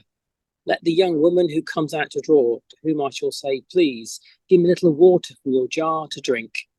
And who will say to me, Drink, and I will draw from your camels also.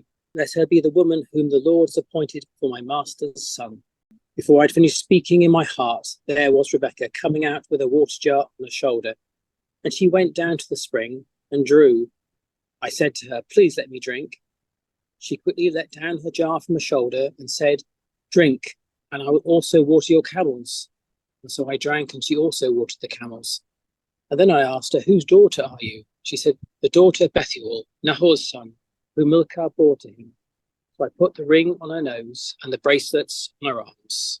Then I bowed my head and worshipped the Lord, and blessed the Lord, the God of my master Abraham, who had led me by the right way to obtain the daughter of my master's kinsman for his son. Now then, if you will deal loyally and truly with my master, tell me, and if not, tell me, so that I may turn either to the right hand or to the left. Then Laban and Bethuel answered, The thing comes from the Lord. We cannot speak to you anything bad or good. Look, Rebekah is before you. Take her and go, and let her be the wife of your master's son, as the Lord has spoken. When Abraham's servant heard their words, he bowed himself to the ground before the Lord. And the servant brought out jewelry of silver and of gold and garments and gave them to Rebekah. He also gave to her brother and to her mother costly ornaments. Then he and the men who were with him ate and drank, and they spent the night there. When they rose in the morning, he said, "Send me back to my master." Her brother and her mother said, "Let the girl remain with us a while, at least 10 days. After that she may go." But he said to them, "Do not delay me, since the Lord has made my journey successful. Let me go, that I may go to my master." They said, "We will call the girl and ask her." And they called Rebekah and said to her, "Will you go with this man?" She said, "I will." So they sent away their sister Rebekah and her nurse along with Abraham's servant and his men. And they blessed Rebekah and said to her, "May you, our sister, become thousands of myriads. May your offspring gain possession of the gates of their foes." Then Rebekah and her maids rose up, mounted the camels, and followed the men. Thus the servant took Rebekah and went his way. Now Isaac had come from Beer-lahai-roi and was settled in Negeb. Isaac went out in the evening to walk in the field, and looking up, he saw camels coming. And Rebekah looked up, and when she saw Isaac, she slipped quickly from the camel and said to the servant, "Who is the man over there walking in the field to meet us?" The servant said, "It is my master." So she took a veil and covered herself. And the servant told Isaac all the things that he had done. Then Isaac brought her into his mother Sarah's tent. He took Rebekah and she became his wife, and he loved her. So Isaac was comforted after his mother's death.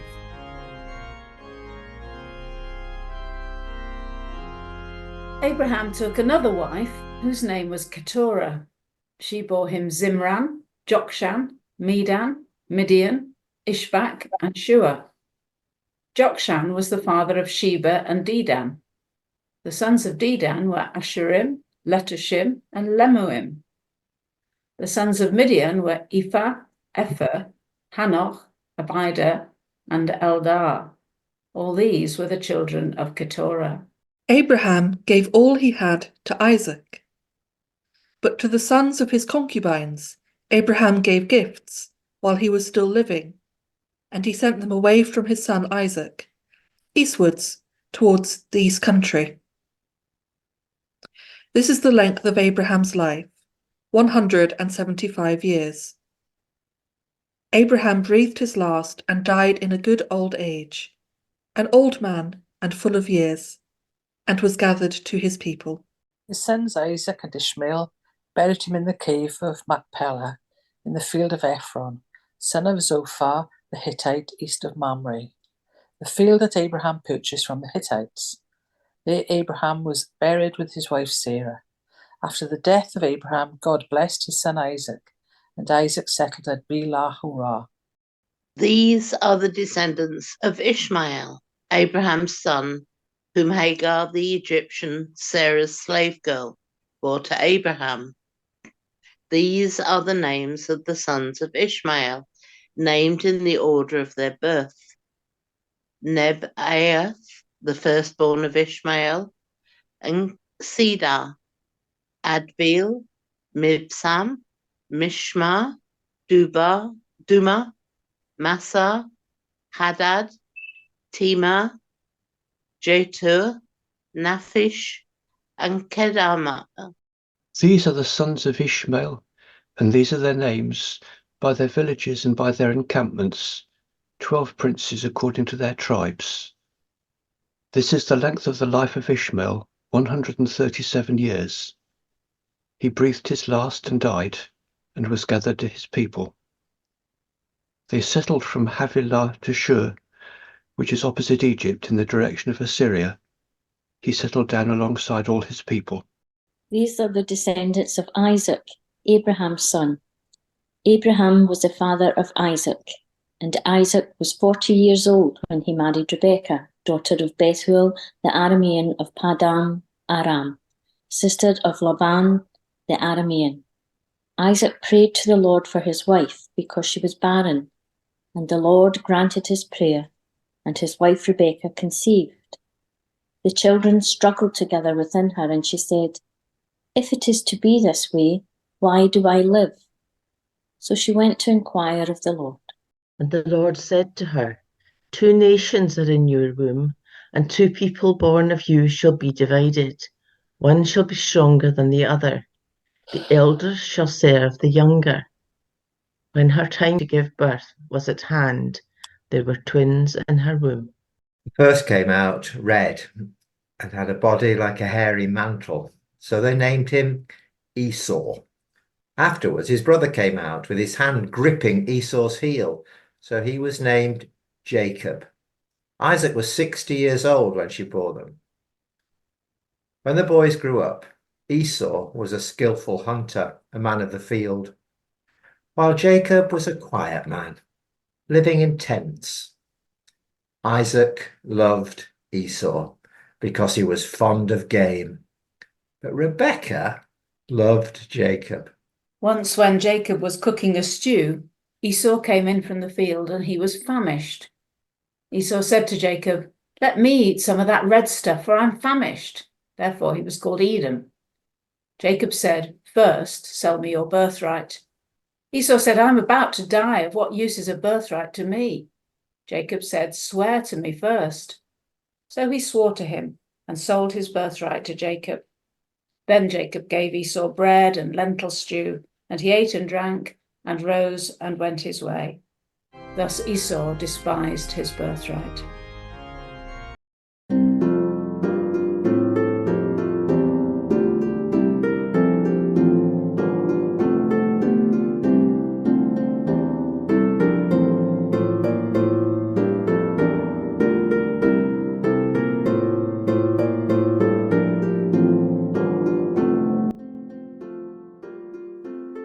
Now, there was a famine in the land, besides the former famine that had occurred in the days of Abraham.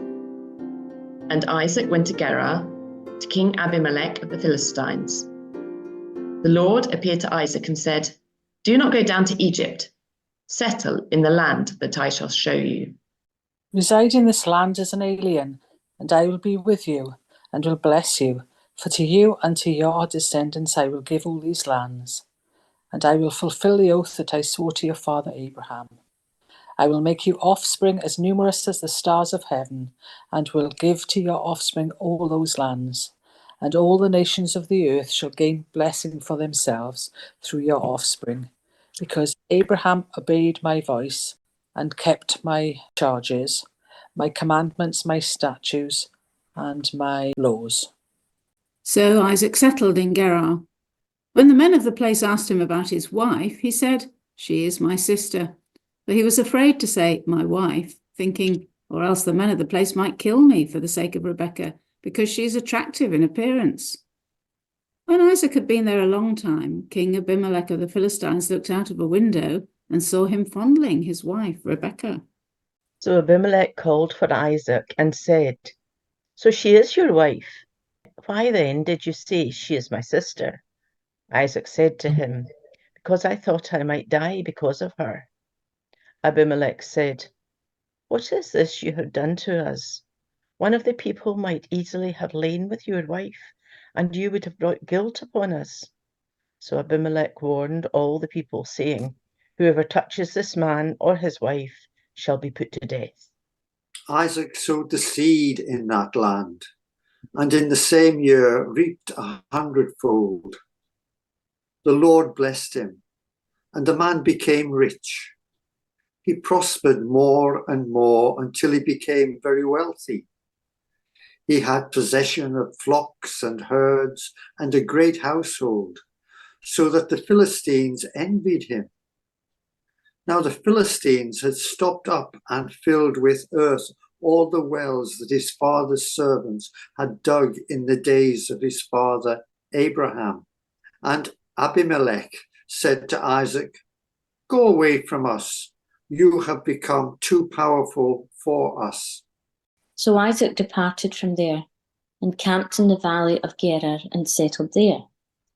Isaac dug again the wells of water that had been dug out in the days of his father Abraham, for the Philistines had stopped them up after the death of Abraham, and gave them the names that his father had given them. But when Isaac's servants dug in the valley and found there a well of spring water, the herders of Gerar quarrelled with Isaac's herders, saying, "The water is ours." So he called the well Esek, because they contended with him. Then they dug another well, and they quarrelled over that one also. So he called it Sitnah. He moved from there and dug another well, and they did not quarrel over it. So he called it Rehoboth, saying, "Now the Lord has made room for us, and we shall be fruitful in the land." From there he went up to Beersheba. And that very night the Lord appeared to him and said, "I am the God of your father Abraham. Do not be afraid, for I am with you, and will bless you, and make your offspring numerous for my servant Abraham's sake." So he built an altar there, called on the name of the Lord, and pitched his tent there. And there Isaac's servants dug a well.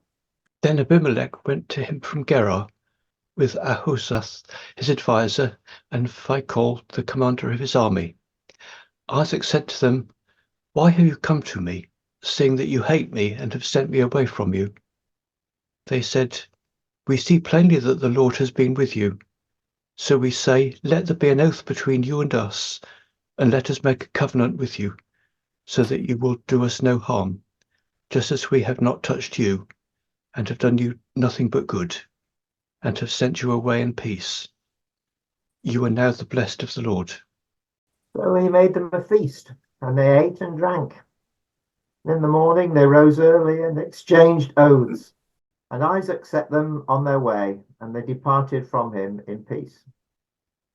That same day, Isaac's servants came and told him about the well that they had dug, and said to him, "We've found water." He called it Sheba. Therefore, the name of the city is Beersheba to this day. When Esau was 40 years old, he married Judith, daughter of Beeri the Hittite, and Basemath, daughter of Elon the Hittite. And they made life bitter for Isaac and Rebekah.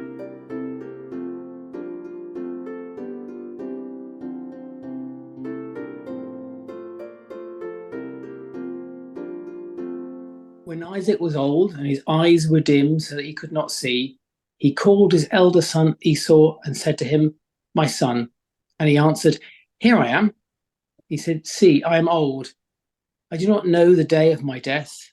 Now then, take your weapons, your quiver and your bow, and go out into the field and hunt game for me. Then prepare for me savory food, such as I like, and bring it to me to eat, so that I may bless you before I die." Now Rebekah was listening when Isaac spoke to his son Esau. So when Esau went to the field to hunt for game and bring it, Rebekah said to her son Jacob, "I heard your father say to your brother Esau, 'Bring me game and prepare for me savory food to eat, that I may bless you before the Lord before I die.' Now, therefore, my son, obey my word as I command you. Go to the flock and get me 2 choice kids, so that I may prepare them for savory food for your father, such as he likes. And you shall take it to your father to eat, so that he may bless you before he dies." But Jacob said to his mother Rebekah, "Look, my brother Esau is a hairy man, and I am a man of smooth skin. Perhaps my father will feel me, and I shall seem to be mocking him and bring a curse on myself and not a blessing." His mother said to him, "Let your curse be on me, my son. Only obey my word and go, get them for me." So he went and got them and brought them to his mother, and his mother prepared savory food, such as his father loved.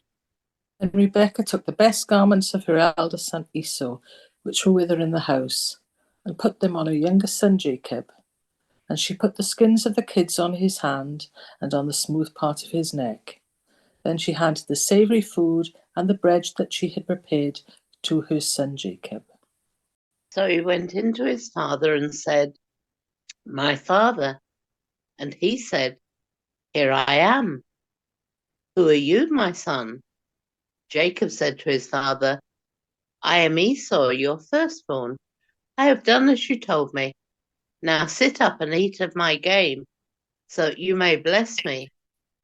But Isaac said to his son, How is it that you have found it so quickly, my son? He answered, Because the Lord your God granted me success. Then Isaac said to Jacob, Come near that I may feel you, my son, to know whether you are really my son Esau or not. So Jacob went up to his father Isaac, who felt him and said, The voice is Jacob's voice, but the hands are the hands of Esau. He did not recognize him because his hands were hairy like his brother Esau's hands, so he blessed him. He said, Are you really my son Esau? He answered, I am. Then he said, Bring it to me, that I may eat of my son's game and bless you. So he brought it to him, and he ate. And he brought him wine, and he drank. Then his father Isaac said to him, Come near and kiss me, my son. So he came near and kissed him.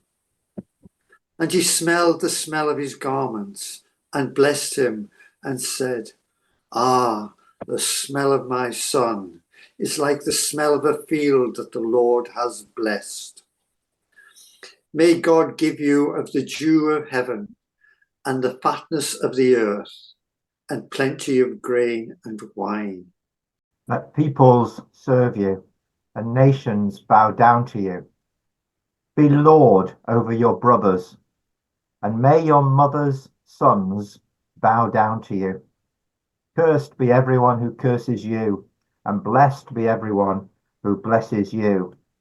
As soon as Isaac had finished blessing Jacob, when Jacob had scarcely gone out from the presence of his father Isaac, his brother Esau came in from his hunting. He also prepared savory food and brought it to his father. And he said to his father, Let my father sit up and eat of his son's game, so that you may bless me. His father Isaac said to him, Who are you? He answered, I am your firstborn son, Esau. Then Isaac trembled violently and said, Who was it that hunted game and brought it to me? And I ate it all before you came, and I have blessed him. Yes, and blessed he shall be. When Esau heard his father's words, he cried out with an exceedingly great and bitter cry, and said to his father, Bless me also, father. Said, Your brother came deceitfully, and he has taken away your blessing. Esau said, Is he not rightly named Jacob? For he has supplanted me these 2 times. He took away my birthright, and now he has taken away my blessings. Then he said, Have you not reserved a blessing for me? Isaac answered Esau, I have already made him your lord, and I have given him all his brothers as servants, and with grain and wine I have sustained him. What then can I do for you, my son? Esau said to his father, Have you only one blessing?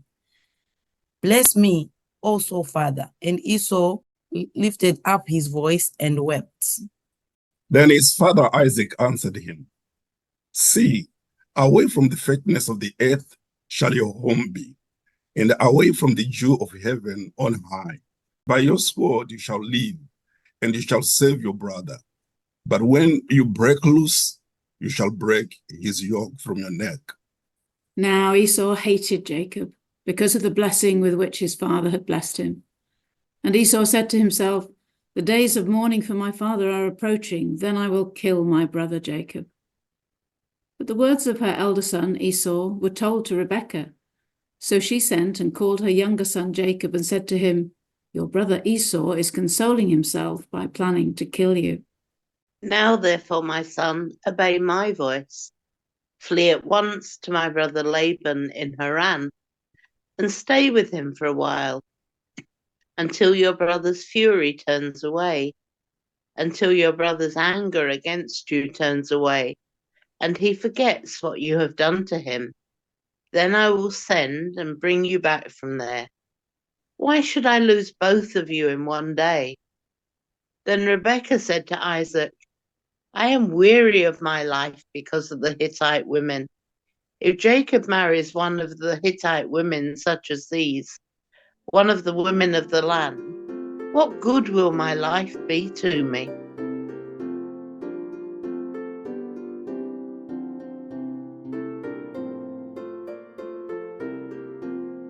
Then Isaac called Jacob and blessed him and charged him, "You shall not marry one of the Canaanite women. Go at once to Paddan Aram, to the house of Bethuel, your mother's father, and take as a wife from there one of the daughters of Laban, your mother's brother. May God Almighty bless you and make you fruitful and numerous, that you may become a company of peoples. May he give to you the blessing of Abraham, to you and your offspring with you, so that you may take possession of the land where you now live as an alien, land that God gave to Abraham."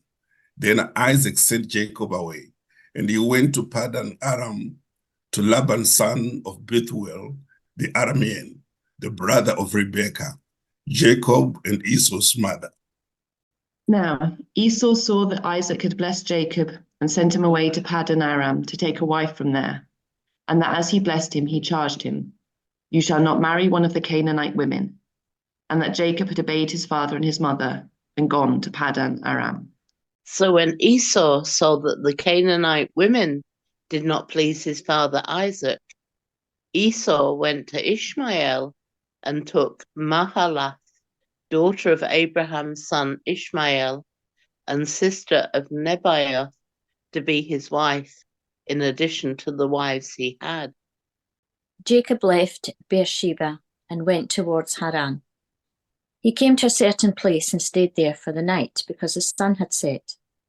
Taking one of the stones of the place, he put it under his head and lay down in that place.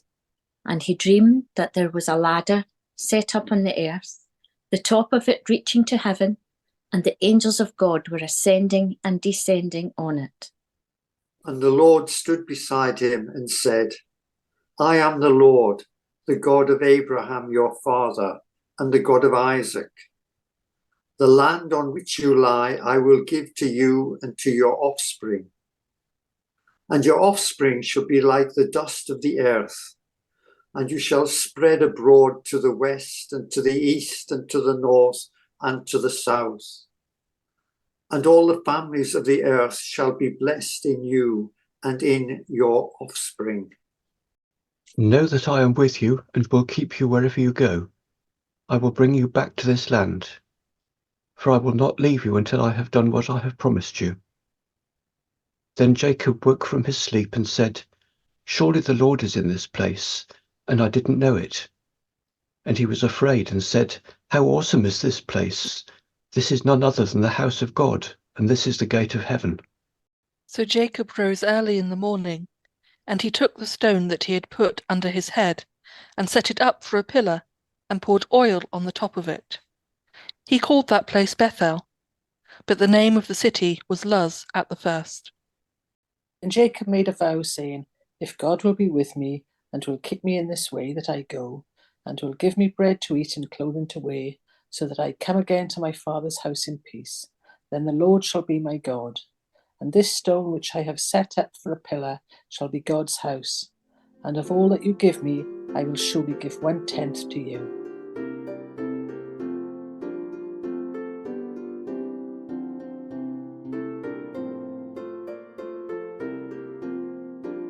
And Jacob went on his journey and came to the land of the people of the east. As he looked, he saw a well in the field and 3 flocks of sheep lying there beside it. For out of that well the flocks were watered. The stone on the well's mouth was large, and when all the flocks were gathered there, the shepherds would roll the stone from the mouth of the well and water the sheep, and put the stone back in its place on the mouth of the well. Jacob said to them, "My brothers, where do you come from?" They said, "We are from Haran." He said to them, "Do you know Laban, son of Nahor?" They said, "We do." He said to them, "Is it well with him?" "Yes," they replied, "and here is his daughter Rachel coming with the sheep."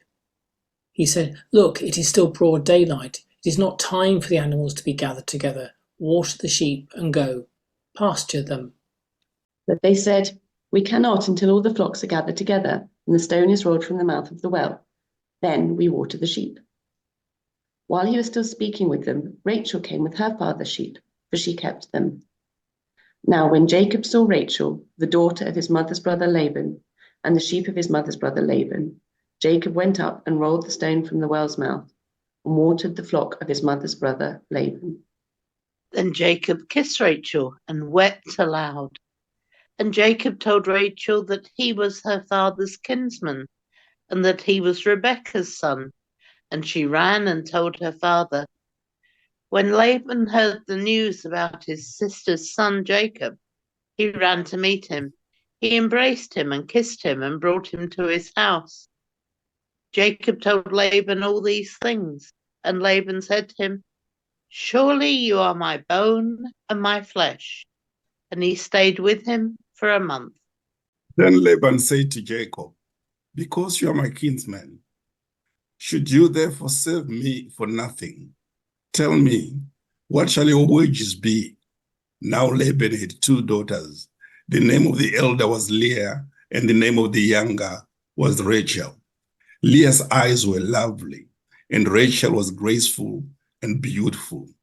Jacob loved Rachel, so he said, "I will save you 7 years for your younger daughter, Rachel." Laban said, "It is better that I give her to you than that I should give her to any other man. Stay with me." So Jacob served 7 years for Rachel, and they seemed to him but a few days because of the love he had for her. Then Jacob said to Laban, "Give me my wife, that I may go in to her, for my time is completed." So Laban gathered together all the people of the place and made a feast. But in the evening he took his daughter Leah and brought her to Jacob, and he went in to her. Laban gave his maid Zilpah to his daughter Leah to be her maid. When morning came, it was Leah, and Jacob said to Laban, "What is this you have done to me? Did I not serve you with you for Rachel? Why then have you deceived me?" Laban said, "This is not done in our country, giving the younger before the firstborn. Complete the week of this one, and we will give you the other also in return for serving me for another 7 years." Jacob did so and completed her week. Then Laban gave him his daughter Rachel as a wife. Laban gave his maid Bilhah to his daughter Rachel to be her maid. So Jacob went in to Rachel also, and he loved Rachel more than Leah. He served Laban for another 7 years.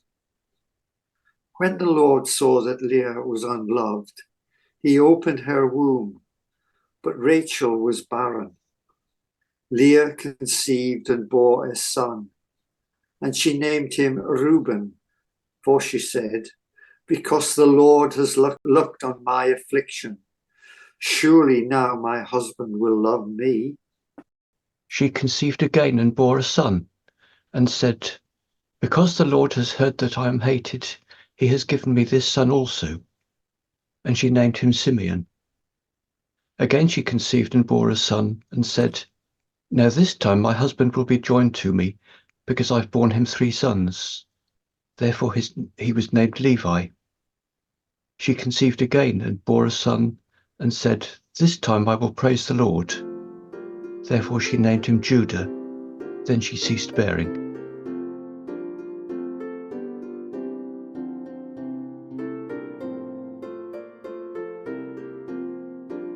When Rachel saw that she bore Jacob no children, she envied her sister. And she said to Jacob, "Give me children or I shall die." Jacob became very angry with Rachel and said, "Am I in the place of God, who has withheld from you the fruit of the womb?" Then she said, "Here's my maid Bilhah. Go into her, that she may bear upon my knees, and that I too may have children through her." So she gave him her maid Bilhah as a wife, and Jacob went in to her. And Bilhah conceived and bore Jacob a son. Then Rachel said, "God has judged me, and has also heard my voice and given me a son." Therefore she named him Dan. Rachel's maid Bilhah conceived again and bore Jacob a second son. Then Rachel said, with mighty wrestlings I have wrestled with my sister, and I have prevailed. So she named him Naphtali. When Leah saw that she had ceased bearing children, she took her maid Zilpah and gave her to Jacob as a wife. And Leah's maid Zilpah bore Jacob a son. And Leah said, Good fortune. So she named him Gad. Leah's maid Zilpah bore Jacob a second son. And Leah said, Happy am I, for the woman will call me happy. So she named him Asher. In the days of wheat harvest, Reuben went and found mandrakes in the field and brought them to his mother Leah. Then Rachel said to Leah, Please give me some of your son's mandrakes. But she said to her, Is it a small matter that you have taken away my husband? Would you take away my son's mandrakes as also? Rachel said, Then he may lay with you tonight for your son's mandrakes. When Jacob came from the field in the evening, Leah went out to meet him and said, You must come in to me, for I have hired you with my son's mandrakes. So he lay with her that night. And God heeded Leah, and she conceived and bore Jacob a fifth son. Leah said, God has given me my hire, because I gave my maid to my husband. So she named him Issachar. And Leah conceived again, and she bore Jacob a sixth son. Then Leah said, God has endowed me with a good dowry. Now my husband will honor me, because I have borne him 6 sons. So she named him Zebulun. Afterwards she bore a daughter and named her Dinah. Then God remembered Rachel, and God heeded her and opened her womb. She conceived and bore a son, and said, God has taken away my reproach. And she named him Joseph, saying, May the Lord add to me another son. When Rachel had borne Joseph, Jacob said to Laban, Send me away, that I may go to my own home and country. Give me my wives and my children, for whom I have served you, and let me go, for you know very well the service I have given you. But Laban said to him, If you will allow me to say so, I have learned by divination that the Lord has blessed me because of you. Name your wages, and I will give you them. Jacob said to him, You yourself know how I have served you, and how your cattle have fared with me. For you had little before I came, and it has increased abundantly, and the Lord has blessed you wherever I turned. But now, when shall I provide for my own household also? He said, What shall I give you? Jacob said, You shall not give me anything. If you will do this for me, I will feed again your flock and keep it. Let me pass through all your flock today, removing from it every speckled and spotted sheep and every black lamb, and the spotted and speckled among the goats, and such shall be my wages. So my honesty will answer for me later, when you come to look into my wages with you. Every one that is not speckled and spotted among the goats and black among the lambs, if found with me, shall be counted stolen. Laban said, Good, let it be as you have said. But that day Laban removed the male goats that were striped and spotted, and all the female goats that were speckled and spotted, every one that had white on it, and every lamb that was black, and put them in charge of his sons. And he set a distance of 3 days' journey between himself and Jacob, while Jacob was pasturing the rest of Laban's flock. Then Jacob took fresh rods of poplar and almond and plane, and peeled white streaks in them, exposing the white of the rods. He set the rods that he had peeled in front of the flocks in the troughs, that is, the watering places where the flocks came to drink. And since they bred when they came to drink, the flocks bred in front of the rods, and so the flocks produced young that were striped, speckled, and spotted.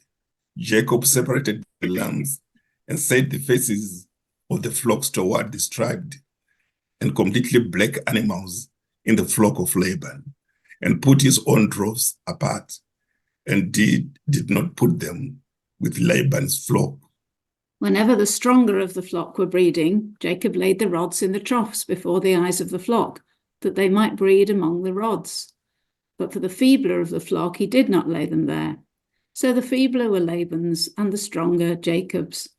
Thus the man grew exceedingly rich, and had large flocks, and male and female slaves, and camels, and donkeys.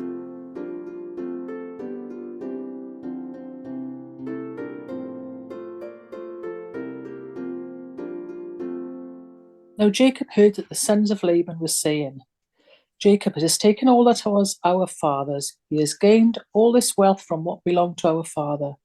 And Jacob saw that Laban did not regard him as favorably as he did before.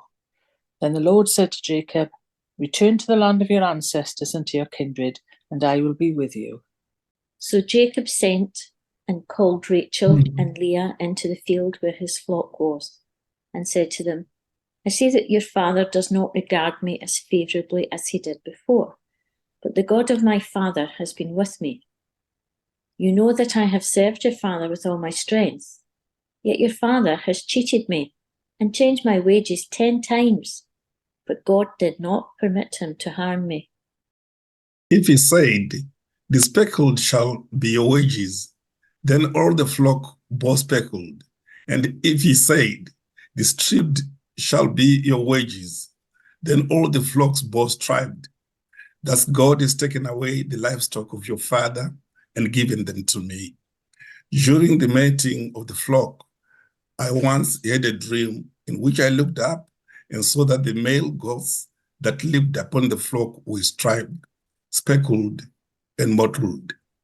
Then the angel of God said to me in the dream, Jacob. And I said, here I am. And he said, look up and see that all the goats that live on the flock are striped, speckled, and molted. For I have seen all that Laban is doing to you. I am the God of Bethel, where you anointed a pillar and made a vow to me. Now leave this land at once and return to the land of your birth. Then Rachel and Leah answered him, is there any portion or inheritance left to us in our father's house? Are we not regarded by him as foreigners? For he has sold us, and he has been using up the money given for us. All the property that God has taken away from our father belongs to us and to our children. Now then, do whatever God has said to you. So Jacob arose and set his children and his wives on camels, and he drove away all his livestock, all the property that he had gained, the livestock in his possession that he had acquired in Paddan Aram, to go to his father Isaac in the land of Canaan. Now Laban had gone to shear his sheep, and Rachel stole her father's household gods. And Jacob deceived Laban the Aramean, in that he did not tell him that he intended to flee. So he fled with all that he had. Starting out, he crossed the Euphrates and set his face towards the hill country of Gilead. On the third day, Laban was told that Jacob had fled. So he took his kinsfolk with him and pursued him for 7 days until he caught up with him in the hill country of Gilead. But God came to Laban, the Aramean, in a dream by night and said to him, take heed that you say not a word to Jacob, either good or bad. Laban overtook Jacob. Now Jacob had pitched his tent in the hill country, and Laban with his kinsfolk camped in the hill country of Gilead. Laban said to Jacob, what have you done? You have deceived me and carried away my daughters like captives of the sword. Why did you flee secretly and deceive me and not tell me? I would have sent you away with mirth and songs, with tambourine and lyre. And why did you not permit me to kiss my sons and my daughters farewell? What you have done is foolish. It is my power to do you harm. But the God of your father spoke to me last night, saying, take heed that you speak to Jacob neither good nor bad. Even though you had to go because you longed greatly for your father's house, why did you steal my gods? Jacob answered Laban, because I was afraid, for I thought that you would take your daughters from me by force. But anyone with whom you find your gods shall not live. In the presence of our kinsfolk, point out what I have that is yours and take it. Now Jacob did not know that Rachel had stolen the gods. So Laban went into Jacob's tent and into Leah's tent and into the tent of the two maids, but he did not find them. And he went out of Leah's tent and entered Rachel's. Now Rachel had taken the household gods and put them in the camel's saddle and sat on them. Laban felt all about in the tent, but did not find them. And she said to her father, let not my lord be angry that I cannot rise before you, for the way of women is upon me. So he searched, but did not find the household gods. Then Jacob became angry and upbraided Laban. Jacob said to Laban, what's my offense? What's my sin that you've hotly pursued me? Although you've felt about through all my goods, what have you found of all your household goods? See it here before my kinsfolk and your kinsfolk, so that they may decide between us two. These 20 years I've been with you. Your ewes and your female goats have not miscarried, and I've not eaten the rams of your flocks. That which was torn by wild beasts I did not bring to you. I bore the loss of it myself. Of my hand you required it, whether stolen by day or stolen by night. It was like this with me. By day the heat consumed me, and the cold by night, and my sleep fled from my eyes. These 20 years I have been in your house. I served you for 14 years for your 2 daughters, and 6 years for your flock, and you have changed my wages 10 times. If the God of my father, the God of Abraham and the fear of Isaac, had not been on my side, surely now you would have sent me away empty-handed. God saw my affliction and the labour of my hands and rebuked you last night. Then Laban answered and said to Jacob, the daughters are my daughters, the children are my children, the flocks are my flocks, and all that you see is mine. But what I can do today about these daughters of mine, or about their children whom they have borne. Come now, let us make a covenant, you and I, and let it be a witness between you and me. So Jacob took a stone and set it up as a pillar. And Jacob said to his kinfolk, gather stones. And they took stones and they made a heap, and they ate there by the heap. Laban called it Yeger Sahadadusa, but Jacob called it Galid. Laban said, this heap is a witness between you and me today. Therefore he called it Galid, and the pillar Mizpah, for he said, the Lord watch between you and me when we are absent from one the other. If you ill-treat my daughters, or if you take wives in addition to my daughters, though no one else is with us, remember that God is witness between you and me. Then Laban said to Jacob, see this heap and see the pillar, which I have set between you and me. This heap is a witness, and the pillar is a witness, that I will not pass beyond this heap to you, and you will not pass beyond this heap to this pillar to me for harm. May the God of Abraham and the God of Nahor, the God of their father, judge between us. So Jacob swore by the fear of his father Isaac, and Jacob offered the sacrifice on the height and called his kinsfolk to eat bread. And they ate bread and tarried all night in the hill country. Early in the morning, Laban rose up and kissed his grandchildren and his daughters and blessed them. Then he departed and returned home.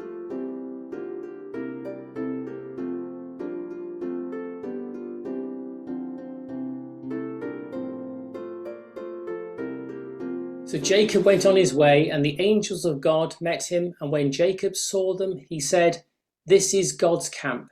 So he called that place Mahanaim.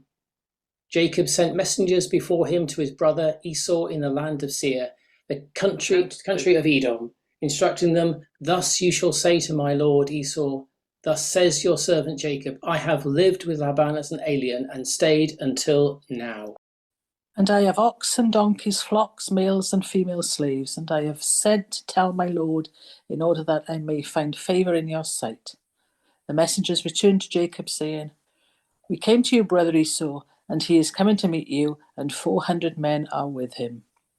Then Jacob was greatly afraid and distressed, and he divided the people that were with him, and the flocks and herds and camels into 2 companies, thinking, "If Esau comes to one company and destroys it, then the company that is left will escape." And Jacob said, "O God of my father Abraham, and God of my father Isaac, O Lord, who said to me, 'Return to your country and to your kindred, and I will do you good.' I am not worthy of the least of all the steadfast love and all the faithfulness that you have shown to your servant. With only my staff I crossed this Jordan, and now I have become 2 companies. Deliver me, please, from the hand of my brother, from the hand of Esau, for I am afraid of him. He may come and kill us all, the mothers with the children. Yet you have said, I will surely do you good and make your offspring as the sand of the sea, which cannot be counted because of their number." So he spent that night there, and from what he had with him, he took a present for his brother Esau, 200 female goats and 20 male goats, 200 ewes and 20 rams, 30 milch camels and their colts, 40 cows and 10 bulls, 20 female donkeys and 10 male donkeys. These he delivered into the hand of his servants. Each drove by itself, and said to his servants, "Pass on ahead of me, and put a spade between drove and drove." He instructed the foremost, "When Esau my brother meets you and asks you, 'To whom do you belong? Where are you going? And whose are these ahead of you?' Then you shall say, 'They belong to your servant Jacob. They are a present sent to my lord Esau, and moreover, he is behind us.'"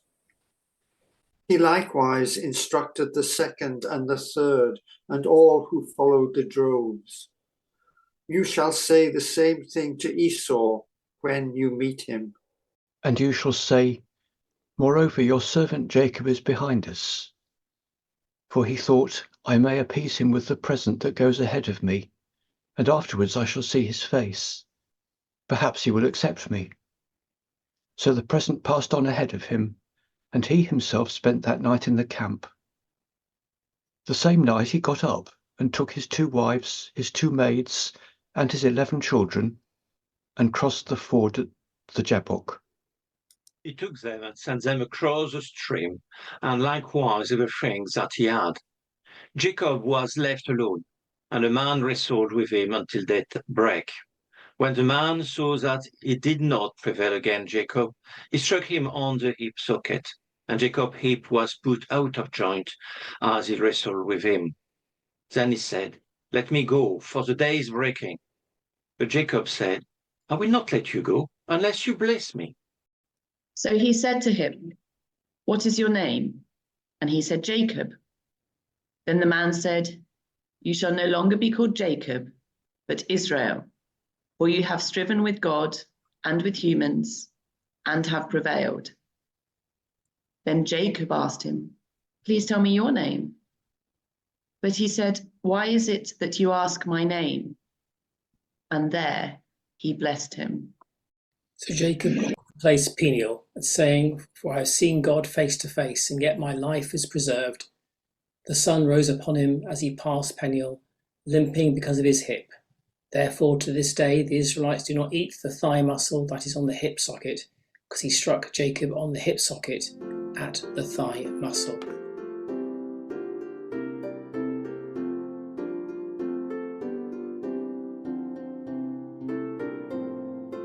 Now Jacob looked up and saw Esau coming, and 400 men with him. So he divided the children among Leah and Rachel and the 2 maids. He put the maids with their children in front, then Leah with her children, and Rachel and Joseph last of all. He himself went on ahead of them, bowing himself to the ground 7 times until he came near his brother. But Esau ran to meet him and embraced him, and fell on his neck and kissed him, and they wept. When Esau looked up and saw the women and children, he said, "Who are these with you?" Jacob said, "The children whom God has graciously given your servant." Then the maids drew near, they and their children, and bowed down. Leah likewise and her children drew near and bowed down. And finally Joseph and Rachel drew near, and they bowed down. Esau said, "What do you mean by all this company that I met?" Jacob answered, "To find favour with my lord." But Esau said, "I have enough, my brother. Keep what you have for yourself." Jacob said, "No, please, if I find favour with you, then accept my present from my hand. For truly to see your face is like seeing the face of God. Since you have received me with such favour, please accept my gift that is brought to you because God has dealt graciously with me and because I have everything I want." So he urged him, and he took it. Then Esau said, "Let us journey on our way, and I will go alongside you." But Jacob said to him, "My Lord knows that the children are frail, and that the flocks and the herds which are nursing are a care to me. And if they are overdriven for one day, all the flocks will die. Let my Lord pass on ahead of his servant, and I will lead on slowly, according to the pace of the cattle that are before me, and according to the pace of the children, until I come to my Lord in Seir." So Esau said, "Let me leave with you some of the people who are with me." But he said, "Why should my Lord be so kind to me?" So Esau returned that day on his way to Seir. But Jacob journeyed to Succoth and built himself a house and made booths for his cattle. Therefore, the place is called Succoth. Jacob came safely to the city of Shechem, which is in the land of Canaan, on his way from Padan Aram. He camped before the city. And from the sons of Hamor, Shechem's father, he bought 100 pieces of money for the plot of land on which he had pitched his tent. And there he erected an altar and called it El Alo Israel.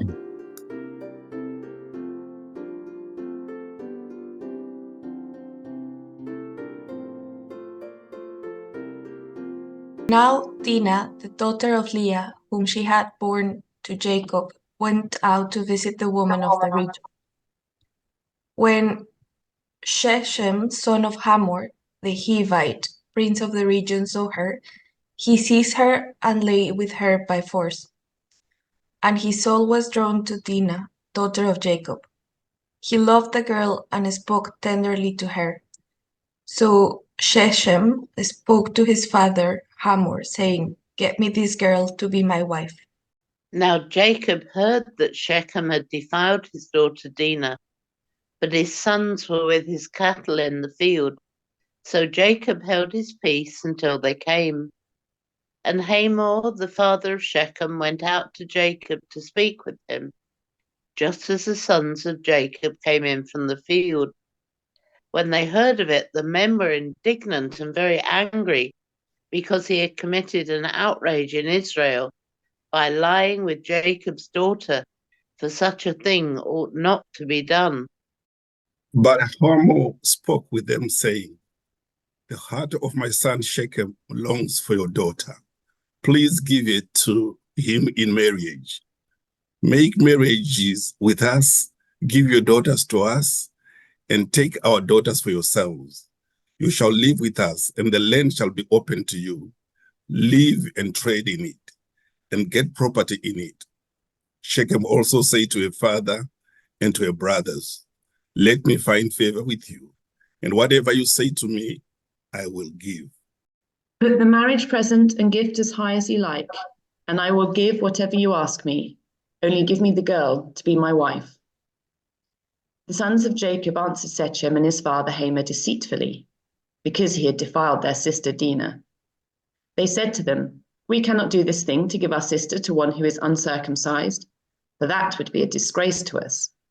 Only on this condition will we consent to you, that you will become as we are, and every male among you be circumcised." Then we will give our daughters to you, and we will take your daughters for ourselves, and we will live among you and become one people. But if you will not listen to us and be circumcised, then we will take our daughters and be gone. Their words pleased Hamor and Hamor's son Shechem, and the young man did not delay to do the thing, because he was delighted with Jacob's daughter. Now he was the most honoured of all his family. So Hamor and his son Shechem came to the gate of their city and spoke to the men of their city, saying, "These people are friendly with us. Let them live in the land and trade in it, for the land is large enough for them. Let us take their daughters in marriage, and let us give them our daughters. Only on this condition will they agree to live among us, to become one people, that every male among us be circumcised, as they are circumcised." Will not their livestock, their property, and all their animals be ours? Only let us agree with them, and they will live among us. And all who went out of the city gate heeded Hamor and his son Shechem, and every male was circumcised, all who went out of the gate of his city. On the third day, when they were still in pain, two of the sons of Jacob, Simeon and Levi, Dinah's brothers, took their swords and came against the city unawares and killed all the males. They killed Hamor and his son Shechem with the sword, and took Dinah out of Shechem's house and went away. And the other sons of Jacob became upon the slain and plundered the city, because their sister had been defiled. They took their flocks and their herds and their donkeys, and whatever was in the city and in the field, all their wealth, all their little ones, and their wives, all that was in the houses they captured and made their prey. Then Jacob said to Simeon and Levi, "You have brought trouble on me by making me odious to the inhabitants of the land, the Canaanites and the Perizzites. My numbers are few, and if they gather themselves against me and attack me, I shall be destroyed, both I and my household." But they said, "Should our sister be treated like a whore?"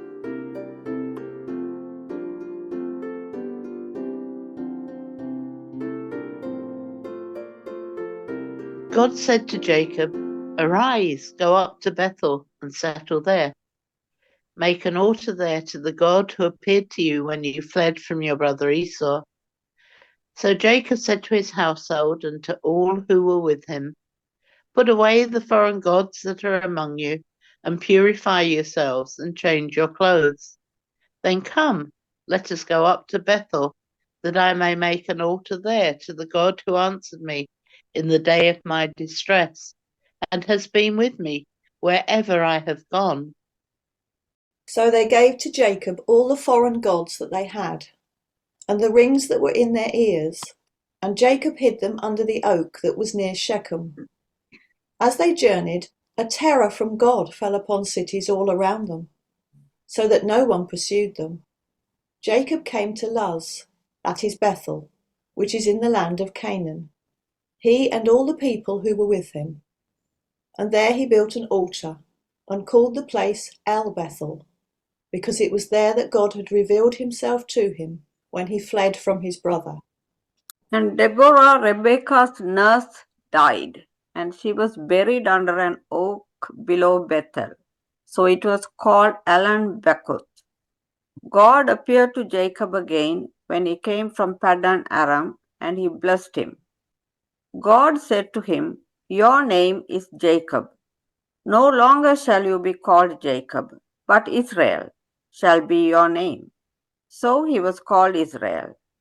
God said to him, "I am God Almighty.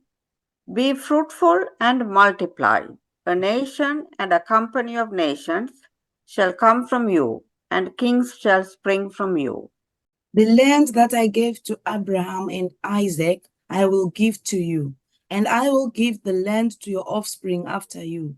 Then God went up from him at the place where he had spoken with him. Jacob set up a pillar, the place where he had spoken with him. a pillar of stone, and he poured out a drink offering on it and poured oil on it. So Jacob called the place where God had spoken with him Bethel. Then they journeyed from Bethel, and when they were still some distance from Ephrath, Rachel was in childbirth, and she had a difficult labour. When she was in her difficult labour, the midwife said to her, "Do not be afraid, for now you will have another son." As her soul was departing, for she died, she named him Benoni, but his father called him Benjamin. So Rachel died, and she was buried on the way to Ephrath, that is Bethlehem. And Jacob set up a pillar at her grave. It is the pillar of Rachel's tomb, which is there to this day. Israel journeyed on and pitched his tent beyond the Tower of Eder. While Israel lived in that land, Reuben went and lay with Bilhah, his father's concubine, and Israel heard of it. Now the sons of Jacob were 12.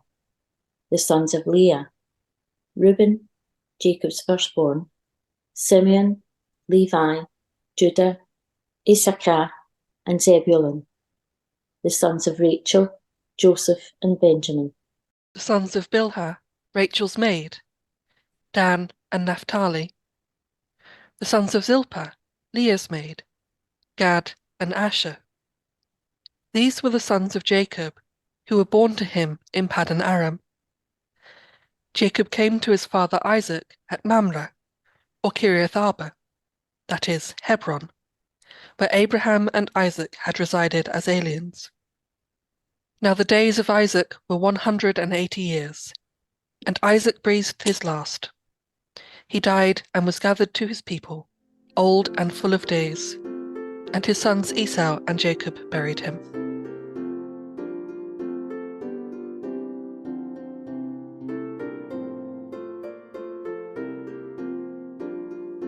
These are the descendants of Esau, that is Edom. Esau took his wives from the Canaanites: Adah, daughter of Elon the Hittite, Aholibamah, daughter of Anah, son of Zebulun the Hivite, and Basemath, Ishmael's daughter, sister of Nebaioth. Adah bore Eliphaz to Esau.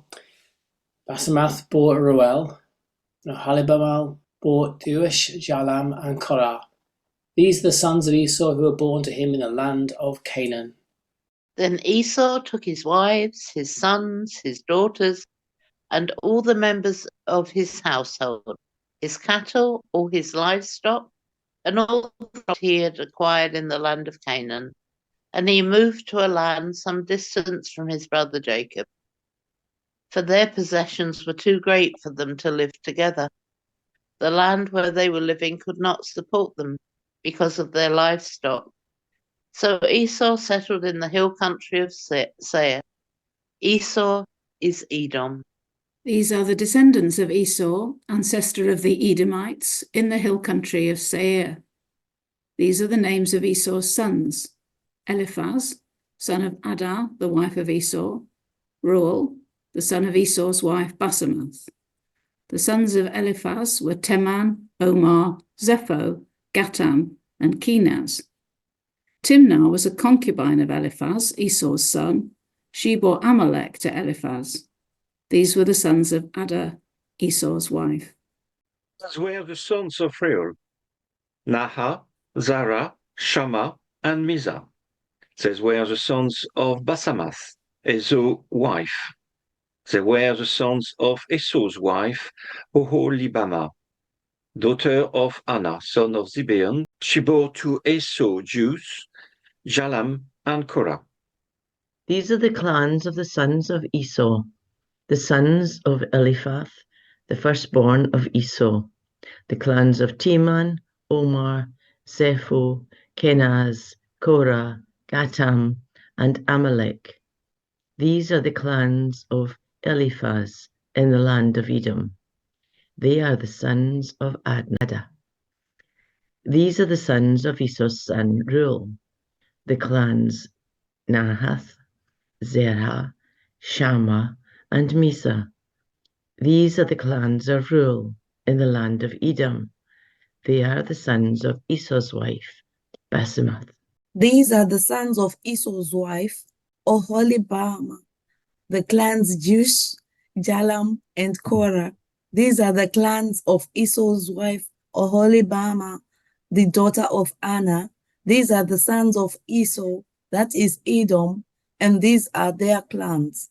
These are the sons of Seir, the Horites, the inhabitants of the land, Lotan, Shobal, Zibeon, Anna, Dishon, Ezer, and Dishan. These are the clans of the Horites, the sons of Seir in the land of Edom. The sons of Lotan were Hori and Heman, and Lotan's sister was Timnah.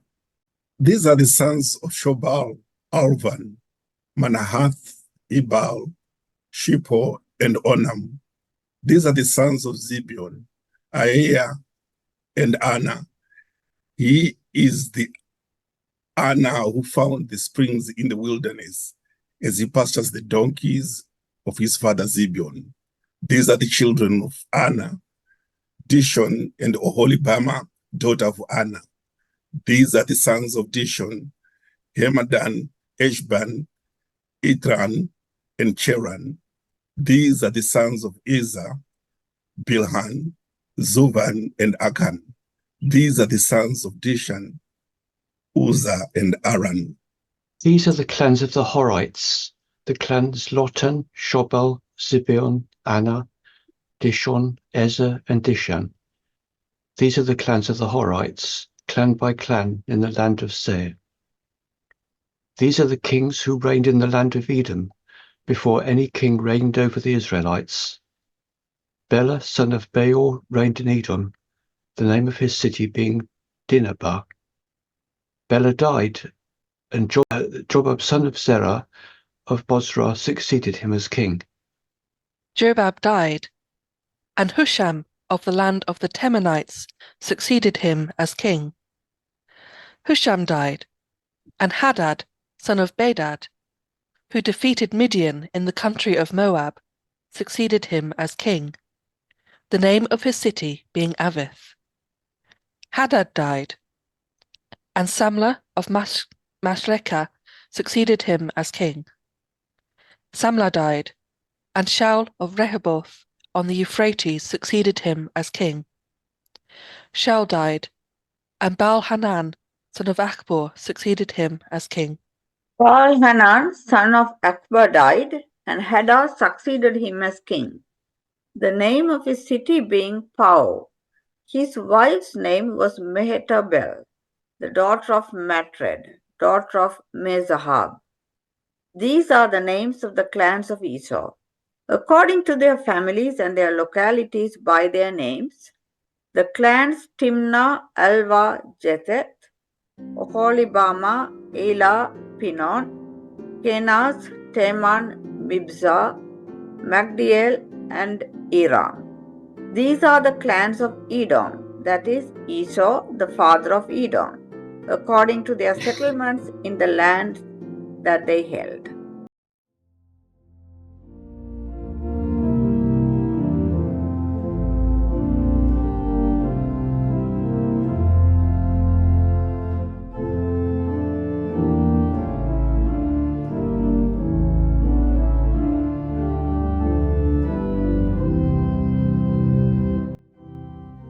Jacob settled in the land where his father had lived as an alien, the land of Canaan.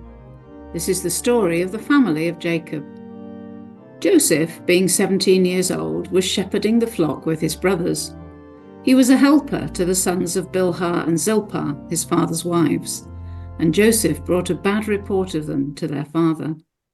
Now Israel loved Joseph more than any other of his children, because he was the son of his old age, and he had made him a long robe with sleeves. But when his brothers saw that his father loved him more than all his brothers, they hated him and could not speak peaceably to him.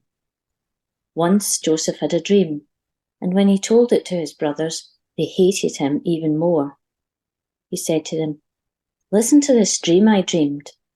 There we were, binding sheaves in the field. Suddenly my sheaf rose and stood upright. Then your sheaves gathered around it and bowed down to my sheaf." His brothers said to him, "Are you indeed to reign over us?"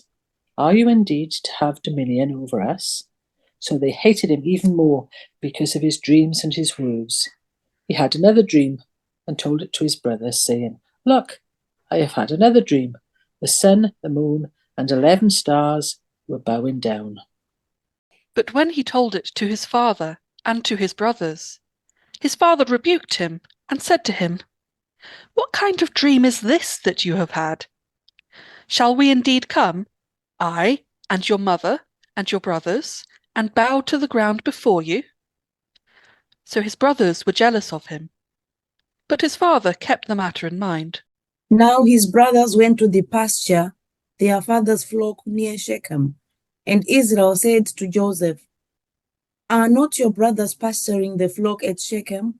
Come, I will send you to them. He answered, Here I am. So he said to him, Go now, see if it is well with your brothers and with the flock, and bring word back to me. So he sent him from the valley of Hebron. He came to Shechem, and the men found him wandering in the fields. The men asked him, What are you seeking? I'm seeking my brothers, he said. Tell me, please, where they are pasturing the flock. The men said, They have gone away, for I heard them say, Let us go to Dothan. So Joseph went after his brothers and found them at Dothan. They saw him from a distance, and before he came near to them, they conspired to kill him. They said to one another, Here comes the dreamer. Come now, let us kill him and throw him into one of the pits.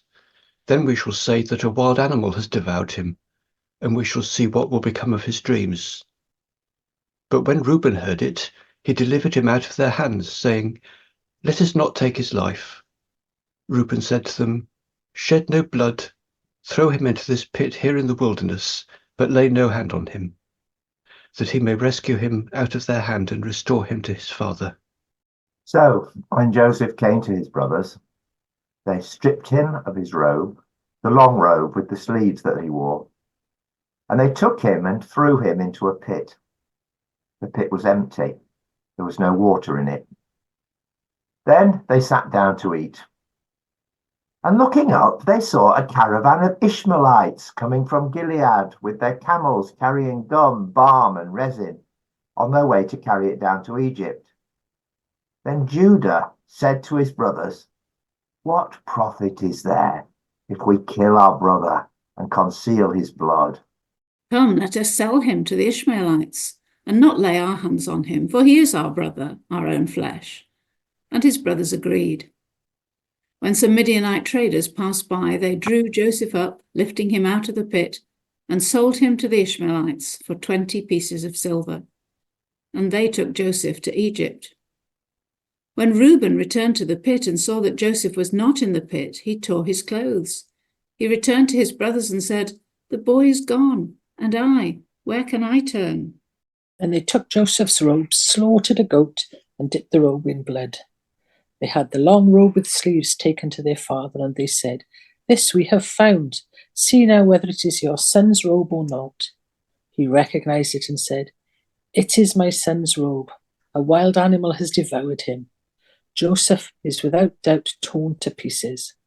Then Jacob tore his garments and put sackcloth on his loins and mourned for his son for many days. All his sons and all his daughters sought to comfort him. But he refused to be comforted, and said, No, I shall go down to Sheol, to my son, mourning. Thus his father bewailed him. Meanwhile, the Midianites had sold him in Egypt to Potiphar, one of Pharaoh's officials, the captain of the guard.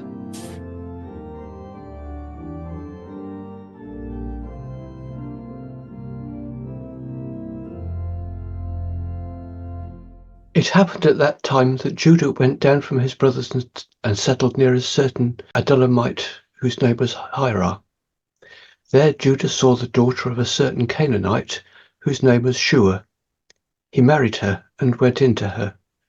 She conceived and bore a son, and he named her Again she conceived and bore a son, whom she named Onan. Yet again she bore a son, and she named him Shelah. She was in Chezib when she bore him.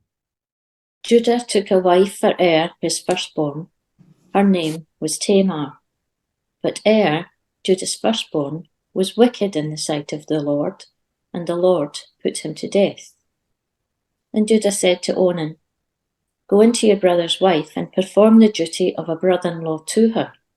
Raise up offspring for your brother." But since Onan knew that the offspring would not be his, he spilled his semen on the ground whenever he went in to his brother's wife, so that he would not give offspring to his brother. What he did was displeasing in the sight of the Lord, and he put him to death also. Then Judah said to his daughter-in-law Tamar, "Remain a widow in your father's house until my son Shelah grows up," for he feared that he too would die like his brothers. So Tamar went to live in her father's house. In course of time, the wife of Judah, Shua's daughter, died. When Judah's time of mourning was over, he went up to Timnah to his sheep shearers. He and his friend Hirah the Adullamite, when Tamar was told, "Your father-in-law is going up to Timnah to shear his sheep." She put off her widow's garments, put on a veil, wrapped herself up, and sat down at the entrance to Enaim, which is on the road to Timnah. She saw that Shelah was grown up, yet she had not been given to him in marriage. When Judah saw her, he thought her to be a prostitute, for she had covered her face.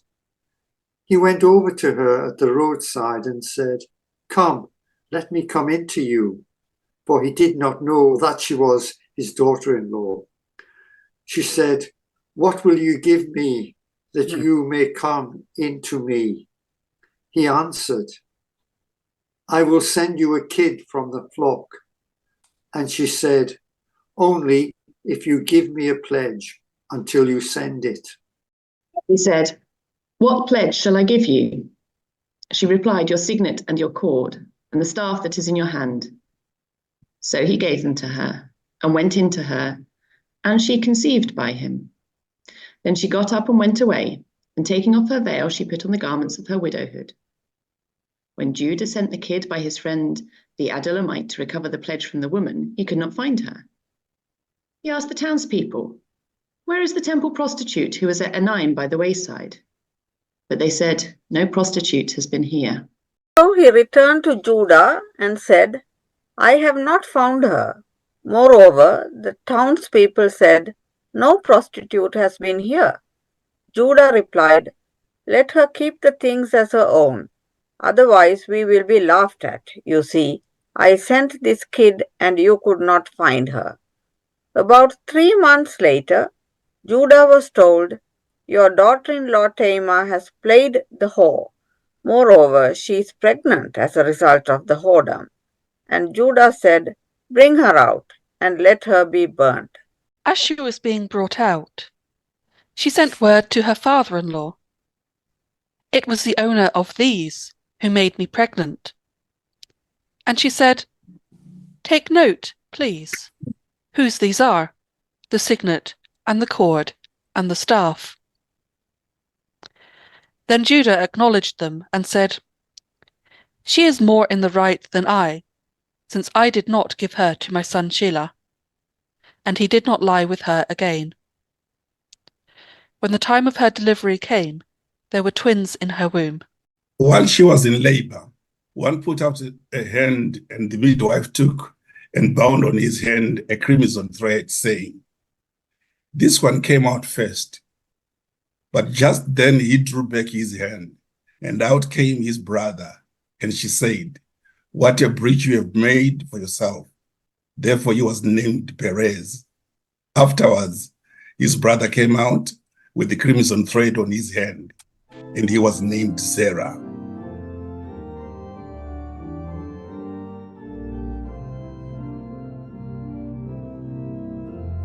Now Joseph was taken down to Egypt, and Potiphar, an officer of Pharaoh, the captain of the guard, an Egyptian, bought him from the Ishmaelites who had brought him down there. The Lord was with Joseph, and he became a successful man. He was in the house of his Egyptian master. His master saw that the Lord was with him, and that the Lord caused all that he did to prosper in his hands. So Joseph found favour in his sight and attended him. He made him overseer of his house and put him in charge of all that he had. From the time that he made him overseer in his house and over all that he had, the Lord blessed the Egyptian's house for Joseph's sake. The blessing of the Lord was in all that he had in house and field. So he left all that he had in Joseph's charge, and with him there he had no concern for anything but the food that he ate. Now Joseph was handsome and good-looking. And after a time his master's wife cast her eyes on Joseph and said, "Lie with me." But he refused and said to his master's wife, "Look, with me here my master has no concern about anything in the house, and he has put everything that he has in my hand. He is not greater in this house than I am, nor has he kept back anything from me except yourself, because you are his wife. How then could I do this great wickedness and sin against God?" And although she spoke to Joseph day after day, he would not consent to lie beside her or be with her.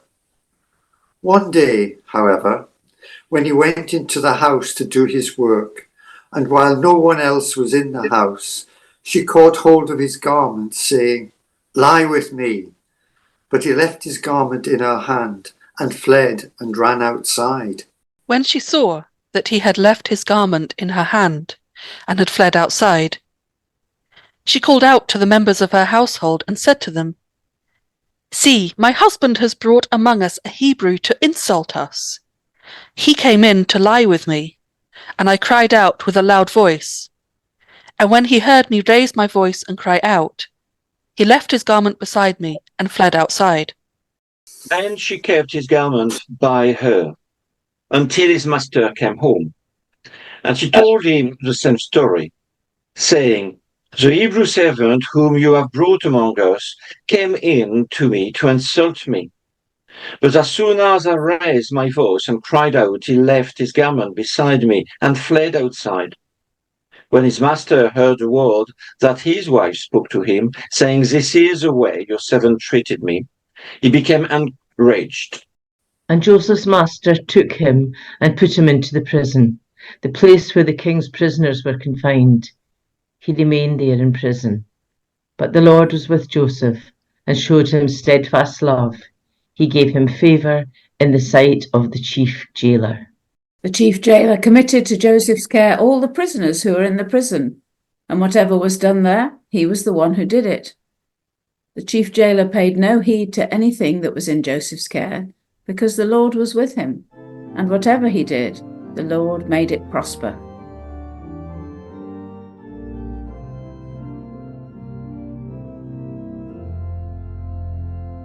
Some time after this, the cupbearer of the king of Egypt and his baker offended their lord the king of Egypt. Pharaoh was angry with his two officers, the chief cupbearer and the chief baker, and he put them in custody in the house of the captain of the guard, in the prison where Joseph was confined.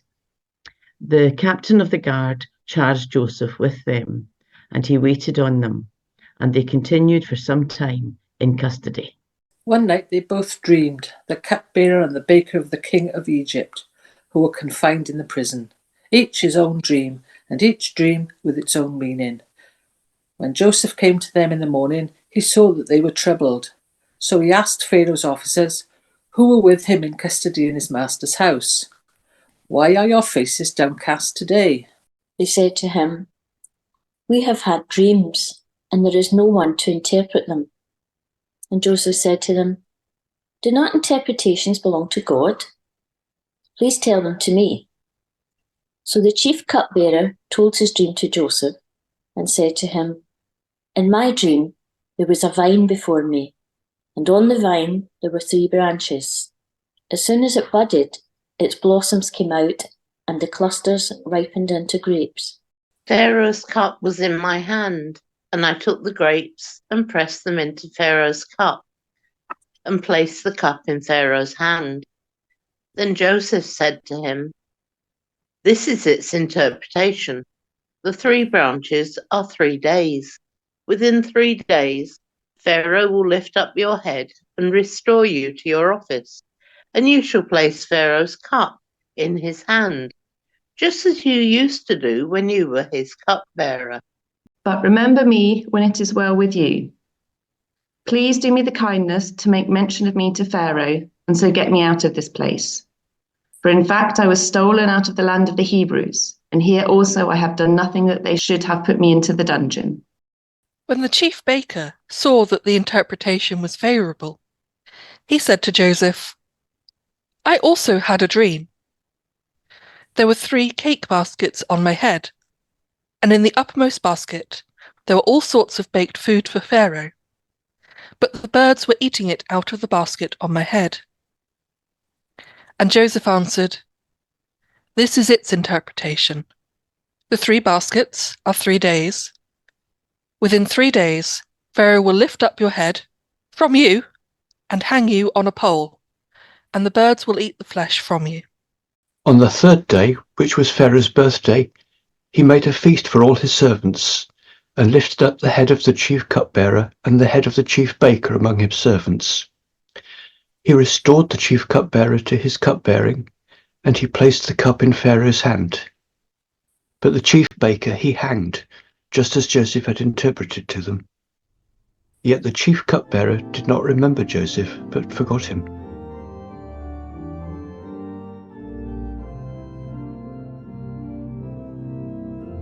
After 2 whole years, Pharaoh dreamed that he was standing by the Nile, and there came up out of the Nile 7 sleek and fat cows, and they grazed in the reed grass. Then 7 other cows, ugly and thin, came up out of the Nile after them, and stood by the other cows on the bank of the Nile. The ugly and thin cows ate up the 7 sleek and fat cows, and Pharaoh awoke. Then he fell asleep and dreamed a second time. 7 ears of grain, plump and good, were growing on one stalk. Then 7 ears, thin and blighted by the east wind, sprouted after them. The thin ears swallowed up the 7 plump and full ears. Pharaoh awoke, and it was a dream. In the morning his spirit was troubled, so he sent and called for all the magicians of Egypt and all its wise men. Pharaoh told them his dreams, but there was no one who could interpret them to Pharaoh. Then the chief cupbearer said to Pharaoh, I remember my thoughts today. Once Pharaoh was angry with his servants and put me and the chief baker in custody in the house of the captain of the guard. We dreamed on the same night, he and I, each having a dream with its own meaning. A young Hebrew was there with us, a servant of the captain of the guard. When we told him, he interpreted our dreams to us, giving an interpretation to each according to his dream. As he interpreted to us, so it turned out, I was restored to my office, and the baker was hanged. Then Pharaoh sent for Joseph, and he was hurriedly brought out of the dungeon. When he had shaved himself and changed his clothes, he came in before Pharaoh. And Pharaoh said to Joseph, I have had a dream, and there is no one who can interpret it. I have heard it said of you that when you hear a dream, you can interpret it. Joseph answered Pharaoh, It is not I. God will give Pharaoh a favorable answer. Then Pharaoh said to Joseph, In my dream I was standing on the banks of the Nile, and 7 cows, fat and sleek, came out of the Nile and fed in the reed grass. The 7 other cows came up after them, who were very ugly and thin. Never had I seen such ugly ones in all the land of Egypt.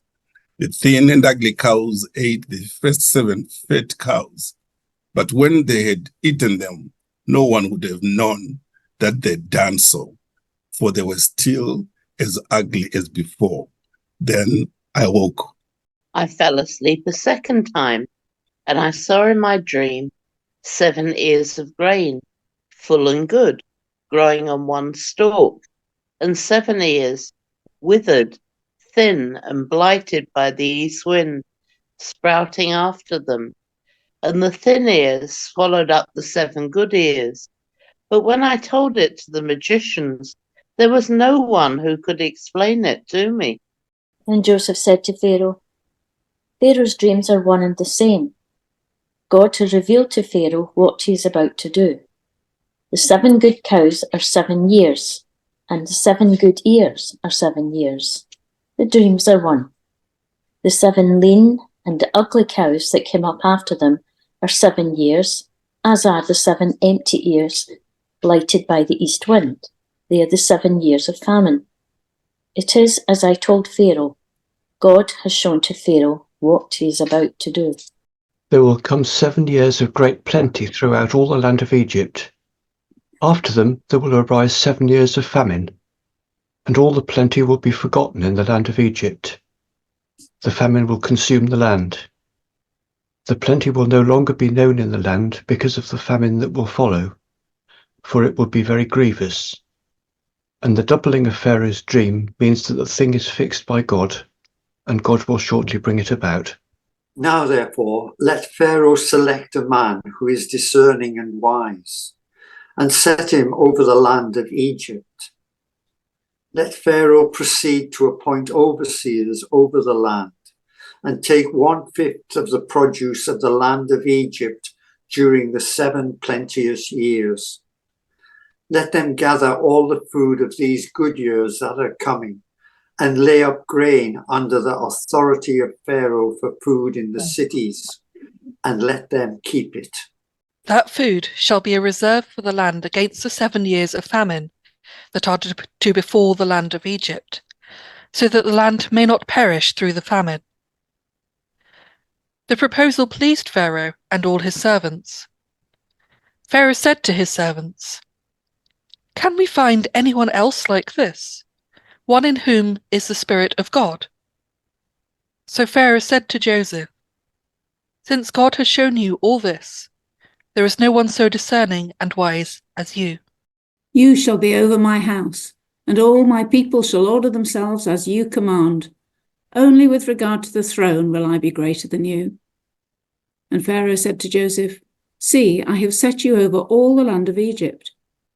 Removing his signet ring from his hand, Pharaoh put it on Joseph's hand. He arrayed him in garments of fine linen and put a gold chain around his neck. Moreover, Pharaoh said to Joseph, "I am Pharaoh, and without your consent no one shall lift up hand or foot in all the land of Egypt."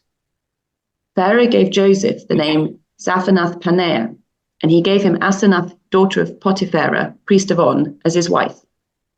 Thus Joseph gained authority over the land of Egypt. Joseph was 30 years old and when he entered the services of Pharaoh, king of Egypt. And Joseph went out from the presence of Pharaoh and went through all the land of Egypt.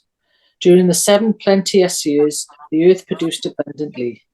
He gathered up all the food of the 7 years when there was plenty in the land of Egypt, and stored up food in the cities. He stored up in every city the food from the fields around it. So Joseph stored up grain in such abundance like the sand of the sea that he stopped measuring it. It was beyond measure. Before the years of famine came, Joseph had 2 sons, whom Asenath, daughter of Potiphera, priest of On, bore to him. Joseph named the firstborn Manasseh, for he said, "God has made me forget all my hardship and all my father's house." The second he named Ephraim, for God has made me fruitful in the land of my misfortunes. The 7 years of plenty that prevailed in the land of Egypt came to an end, and the 7 years of famine began to come, just as Joseph had said. There was famine in every country, but throughout the land of Egypt there was bread. When all the land of Egypt was famished, the people cried to Pharaoh for bread. Pharaoh said to all the Egyptians, "Go to Joseph. What he says to you, do." And since the famine had spread over all the land, Joseph opened all the storehouses and sold to the Egyptians, for the famine was severe in the land of Egypt. Moreover, all the world came to Joseph in Egypt to buy grain, because the famine became severe throughout the world.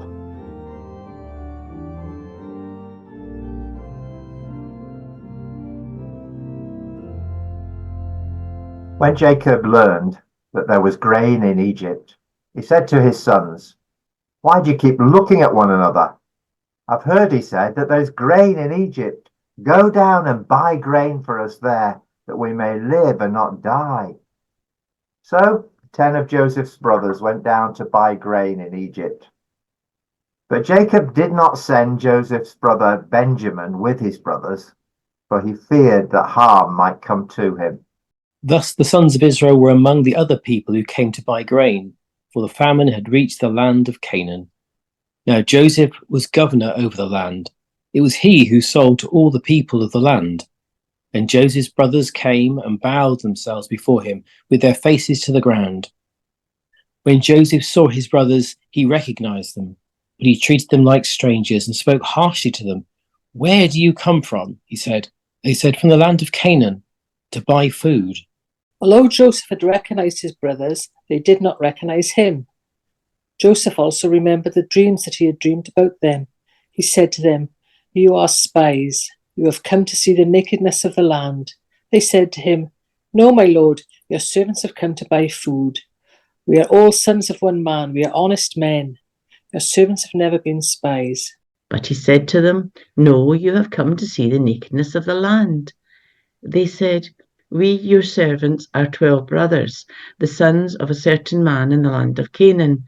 The youngest, however, is now with her father, and one is no more."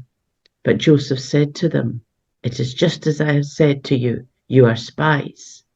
Here is how you shall be tested. As Pharaoh lives, you shall not leave this place unless your youngest brother comes here. Let one of you go and bring your brother, while the rest of you remain in prison, in order that your words may be tested, whether there is truth in you, or else, as Pharaoh lives, surely you are spies. And he put them all together in prison for 3 days. On the third day, Joseph said to them, "Do this, and you will live, for I fear God. If you are honest men, let one of your brothers stay here, where you're imprisoned. The rest of you shall go, carry grain for the famine of your households, and bring your youngest brother to me. Thus your words will be verified, and you shall not die." And they agreed to do so. They said to one another, "Alas, we are paying the penalty for what we did to our brother. We saw his anguish when he pleaded with us, but we would not listen. That is why this anguish has come upon us." Then Reuben answered them, "Did I not tell you not to wrong the boy? But you would not listen. So now there comes a reckoning for his blood." They did not know that Joseph understood them, since he spoke with them through an interpreter. He turned away from them and wept. Then he returned and spoke to them.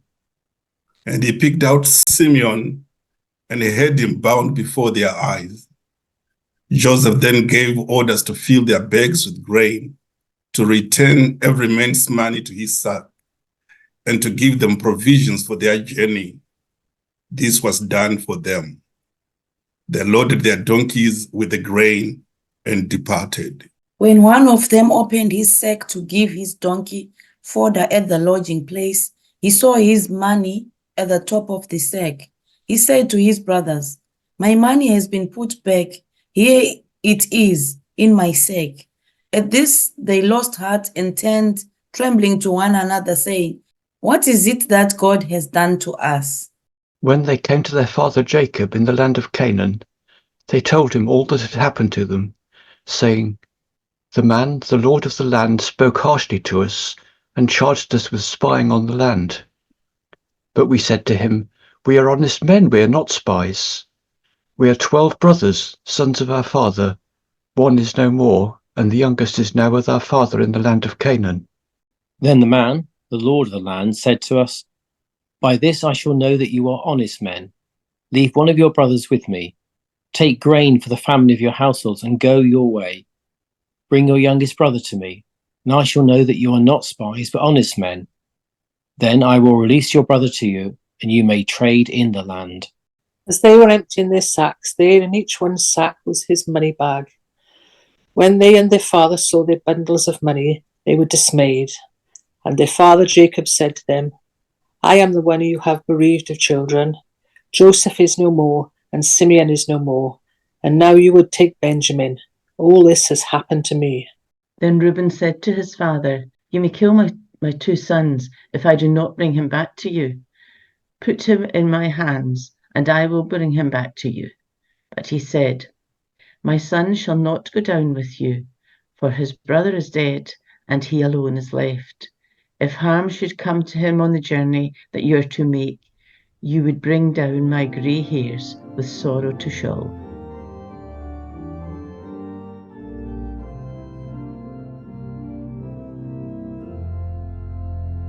Now the famine was severe in the land, and when they had eaten up the grain that they had brought from Egypt, their father said to them, Go again, buy us a little more food.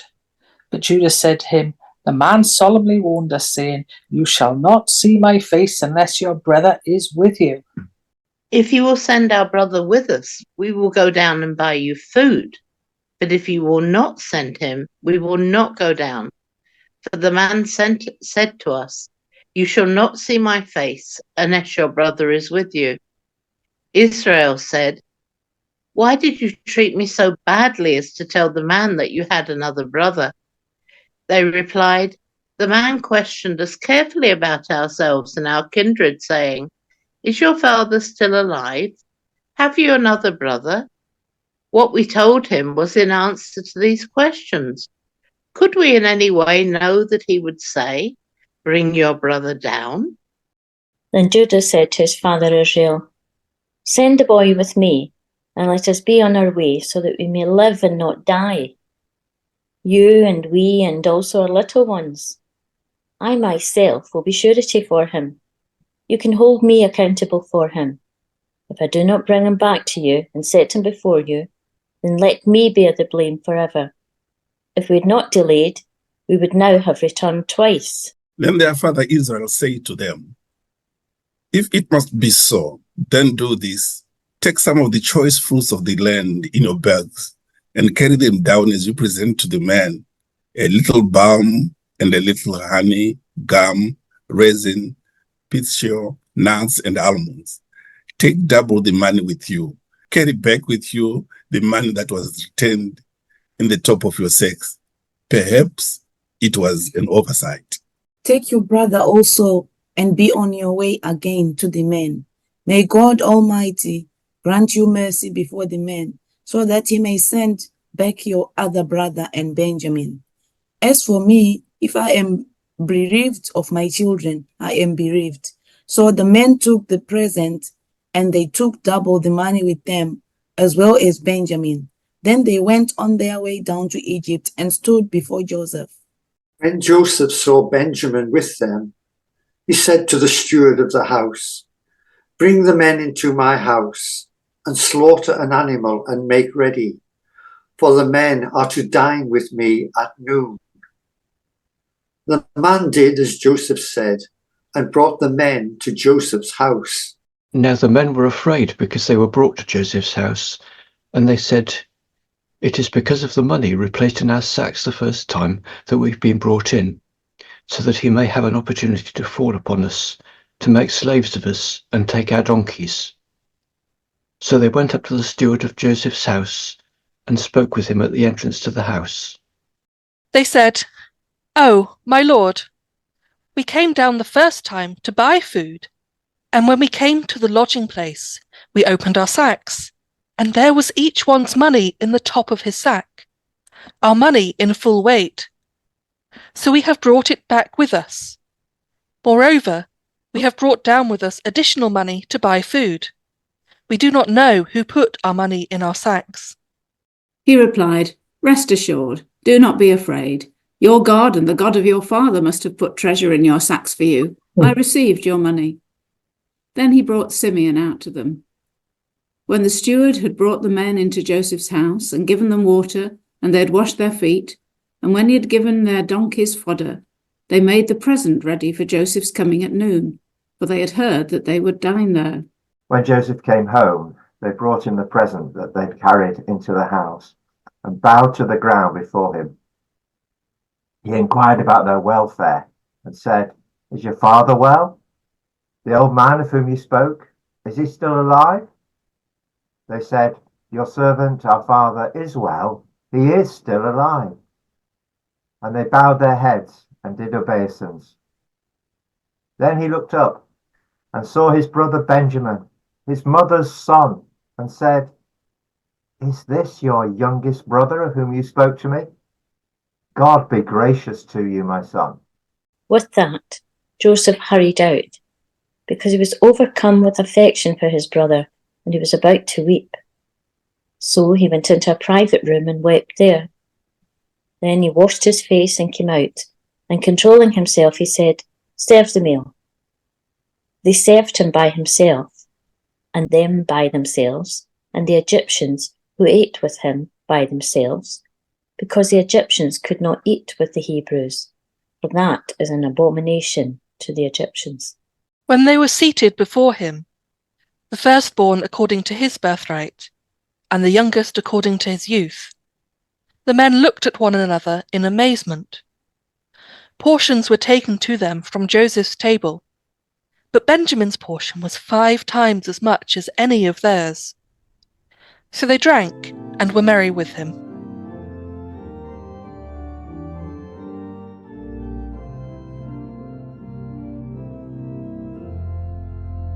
Then he commanded the steward of his house, "Fill the men's sacks with food, as much as they can carry, and put each man's money in the top of his sack. Put my cup, the silver cup, in the top of the sack of the youngest, with his money for the grain." And he did as Joseph told him. As soon as the morning was light, the men were sent away with their donkeys. When they had gone only a short distance from the city, Joseph said to his steward, "Go, follow after the men, and when you overtake them, say to them, 'Why have you returned evil for good? Why have you stolen my silver cup? Is it not from this that my Lord drinks? Does he not indeed use it for divination? You have done wrong in doing this.'" When he overtook them, he repeated these words to them. They said to him, "Why does my Lord speak such words as these? Far be it from your servants that they should do such a thing. Look, the money that we found at the top of our sacks, we brought back to you from the land of Canaan. Why then would we steal silver or gold from your Lord's house? Should it be found with any one of your servants, let him die. Moreover, the rest of us will become my Lord's slaves." He said, "Even so, in accordance with your words, let it be. He with whom it is found shall become my slave, but the rest of you shall go free." Then each one quickly lowered his sack to the ground, and each opened his sack. He searched, beginning with the eldest and ending with the youngest, and the cup was found in Benjamin's sack. At this they tore their clothes. Then each one loaded his donkey, and they returned to the city. Judah and his brothers came to Joseph's house while he was still there, and they fell to the ground before him. Joseph said to them, "What deed is this that you have done? Do you not know that one such as I can practice divination?" And Judah said, "What can we say to my lord? What can we speak? How can we clear ourselves? God has found out the guilt of your servants. Here we are then, my lord's slaves, both we and also the one in whose possession the cup has been found." But he said, "Far be it from me that I should do so. Only the one in whose possession the cup was found shall be my slave. But as for you, go up in peace to your father." Then Judah stepped up to him and said, "O my lord, let your servant please speak a word in my lord's ear, and do not be angry with your servant, for you are like Pharaoh himself." My lord asked his servant, saying, "Have you a father or a brother?" And we said to my lord, "We have a father, an old man, and a young brother, the child of his old age. His brother is dead. He alone is left of his mother's children, and his father loves him." Then you said to your servants, "Bring him down to me, so that I may set my eyes on him."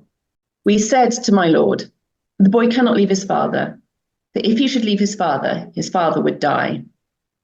Then you said to your servants, Unless your youngest brother comes down with you, you shall see my face no more. When we went back to your servant, my father, we told him the words of my lord. And when our father said, "Go again, buy us a little food," we said, "We cannot go down. Only if our youngest brother goes with us will we go down, for we cannot see the man's face unless our youngest brother is with us." Then your servant, my father, said to us, "You know that my wife bore me 2 sons. One left me, and I said, surely he has been torn to pieces, and I have never seen him since." If you take this one also from me, and harm comes to him, you will bring down my grey hairs in sorrow to Sheol. Now therefore, when I come to your servant, my father and the boy is not with us, then as his life is bound up in the boy's life, when he sees that the boy is not with us, he will die, and your servants will bring down the grey hairs of your servant our father with sorrow to Sheol. For your servant became surety for the boy to my father, saying, "If I do not bring him back to you, then I will bear the blame in the sight of my father all my life. Now therefore, please let your servant remain as a slave to my lord in place of the boy, and let the boy go back with his brothers. For how can I go back to my father if the boy is not with me? I fear to see the suffering that would come upon my father."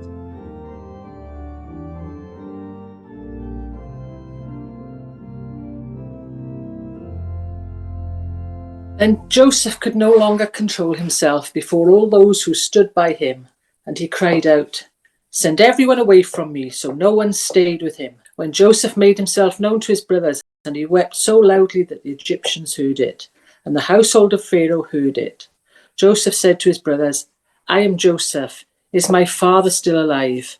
But his brothers could not answer him, so dismayed were they at his presence. Then Joseph said to his brothers, "Come closer to me." And they came closer. He said, "I am your brother Joseph, whom you sold into Egypt. And now do not be distressed or angry with yourselves because you sold me here, for God sent me before you to preserve life. For the famine has been in the land these 2 years, and there are 5 more years in which there will be neither ploughing nor harvest. God sent me before you to preserve you for a remnant on earth, and to keep alive for you many survivors." So it was not you who sent me here, but God. He has made me a father to Pharaoh, and lord of all his house, and ruler over all the land of Egypt. Hurry and go up to my father and say to him, "Thus says your son Joseph, God has made me lord of all Egypt. Come down to me, do not delay.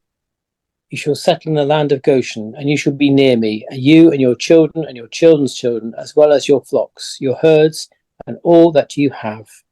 I will provide for you there, since there are 5 more years of famine to come, so that you and your household and all that you have will not come to poverty. And now your eyes and the eyes of my brother Benjamin see that it is my own mouth that speaks to you. You must tell my father how greatly I am honored in Egypt, and all that you have seen. Hurry and bring my father down here." Then he fell upon his brother Benjamin's neck, wept, while Benjamin wept upon his neck. And he kissed all his brothers and wept upon them. And after that his brothers talked with him. When the report was heard in Pharaoh's house, Joseph's brothers have come, Pharaoh and his servants were pleased. Pharaoh said to Joseph, "Say to your brothers, do this. Load your animals and go back to the land of Canaan. Take your father and your households, and come to me, so that I may give you the best of the land of Egypt, and you may enjoy the fat of the land." You are further charged to say, "Do this. Take wagons from the land of Egypt for your little ones and for your wives, and bring your father, and come. Give no thought to your possessions, for the best of all the land of Egypt is yours." The sons of Israel did so. Joseph gave them wagons according to the instruction of Pharaoh, and he gave them provisions for the journey.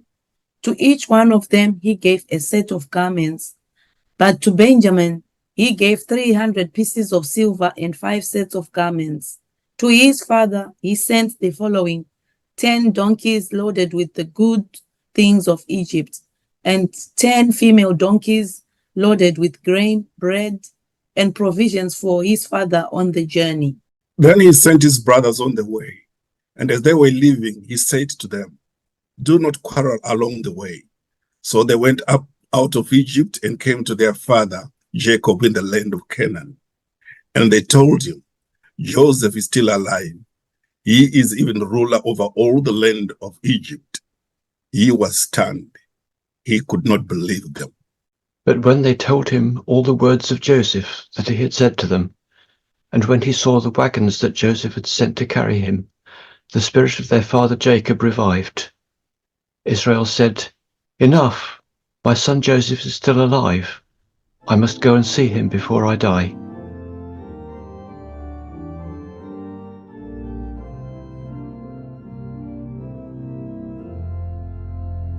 When Israel set out on his journey with all that he had and came to Beersheba, he offered sacrifices to the God of his father Isaac. God spoke to Israel in visions of the night and said, "Jacob, Jacob." And he said, "Here I am." Then he said, "I am God, the God of your father.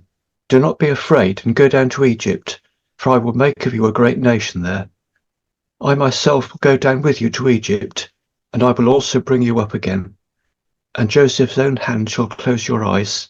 Then Jacob set out from Beersheba, and the sons of Israel carried their father Jacob, their little ones and their wives, in the wagons that Pharaoh had sent to carry him. They also took their livestock and the goods that they had acquired in the land of Canaan, and they came into Egypt, Jacob and all his offspring with him, his sons and his sons' sons with him, his daughters and his sons' daughters. All his offspring he brought with him into Egypt. Now these are the names of the Israelites, Jacob and his offspring, who came to Egypt. Reuben, Jacob's firstborn, and the children of Reuben, Hanok, Palu, Hezron, and Carmi. The children of Simeon, Jemuel, Jamin, Ohad, Jachin, Zohar, and Shaul, the son of a Canaanite woman. The children of Levi, Gershon, Kohath, and Merari.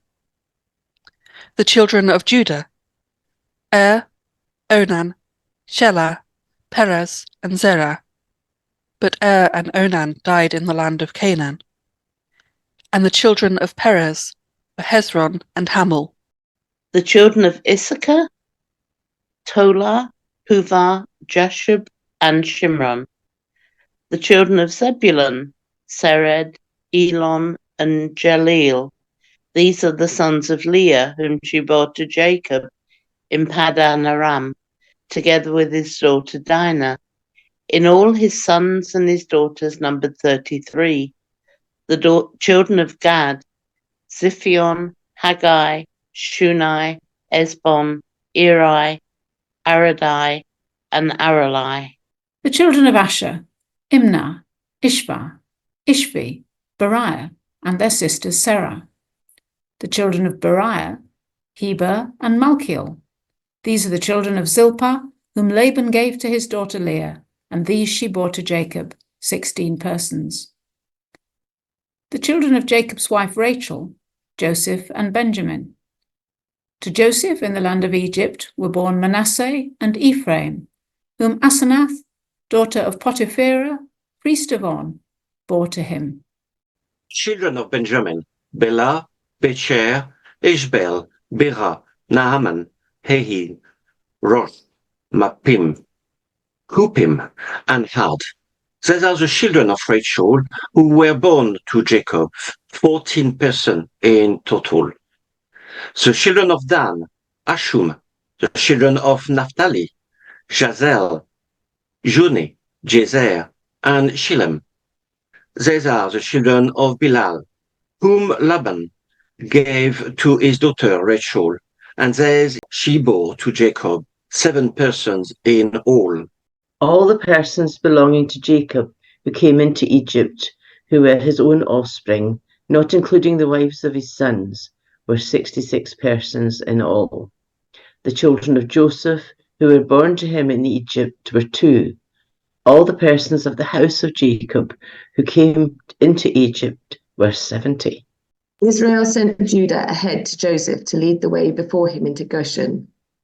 When they came to the land of Goshen, Joseph made ready his chariot and went up to meet his father Israel in Goshen. He presented himself to him, fell on his neck, and wept on his neck a good while. Israel said to Joseph, I can die now, having seen for myself that you are still alive. Joseph said to his brothers and to his father's household, I will go up and tell Pharaoh, and will say to him, my brothers and my father's household, who are in the land of Canaan, have come to me. The men are shepherds, for they have been keepers of livestock, and they have brought their flocks and their herds and all that they have. When Pharaoh calls you and says, what's your occupation? You shall say, your servants have been keepers of livestock from our youth, even until now, both we and our ancestors, in order that you may settle in the land of Goshen, because all shepherds are abhorrent to the Egyptians.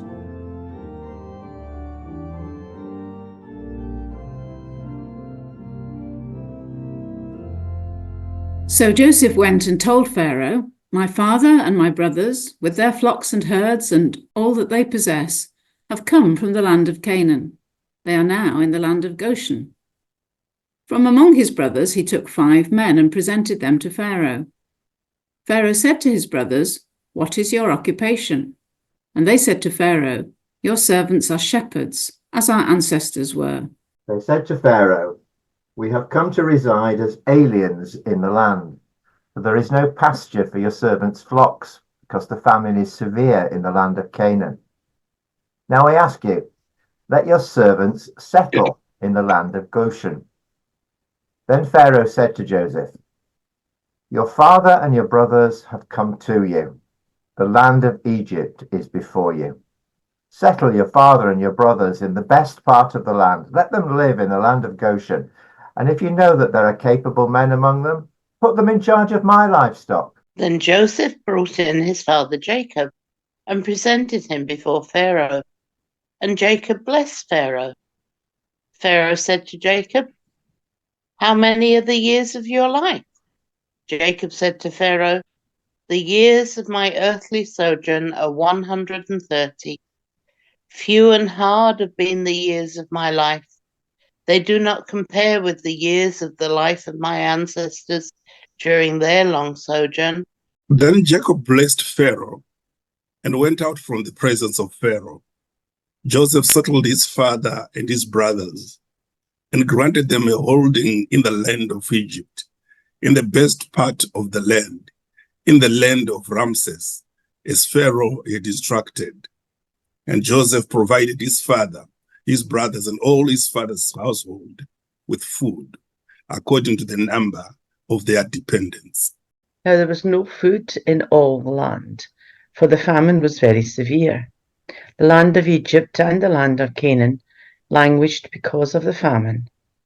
Joseph collected all the money to be found in the land of Egypt and in the land of Canaan, in exchange for the grain that brought. And Joseph brought the money into Pharaoh's house. When the money from the land of Egypt and from the land of Canaan was spent, all the Egyptians came to Joseph and said, give us food. Why should we die before your eyes? For our money is gone. And Joseph answered, give me your livestock, and I will give you food in exchange for your livestock if your money is gone.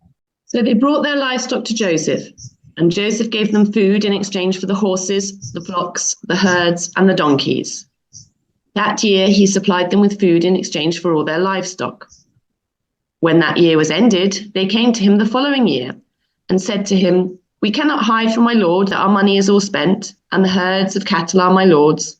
There is nothing left in the sight of my lord but our bodies and our lands. Shall we die before your eyes, both we and our land? Buy us and our land in exchange for food.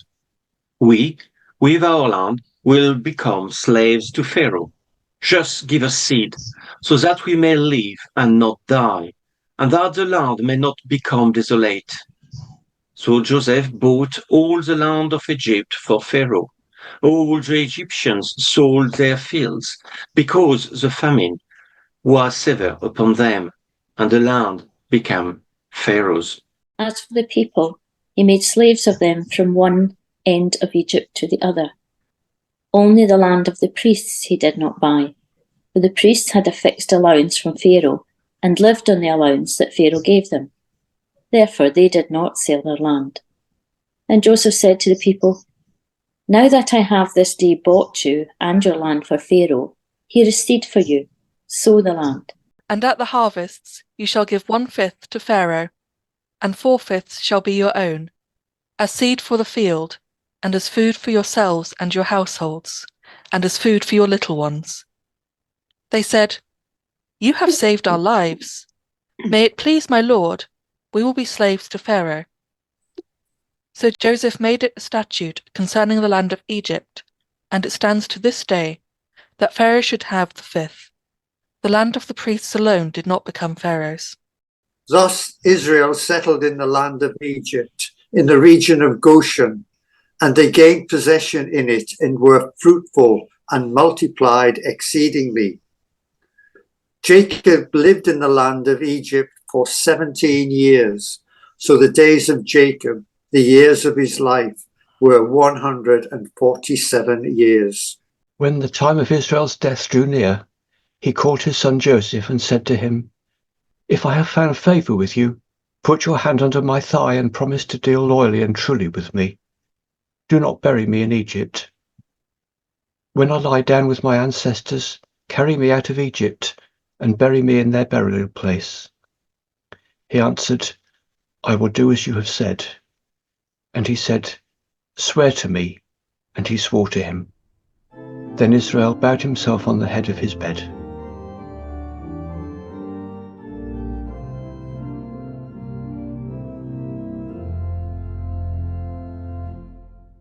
After this, Joseph was told, "Your father is ill." So he took with him his 2 sons, Manasseh and Ephraim.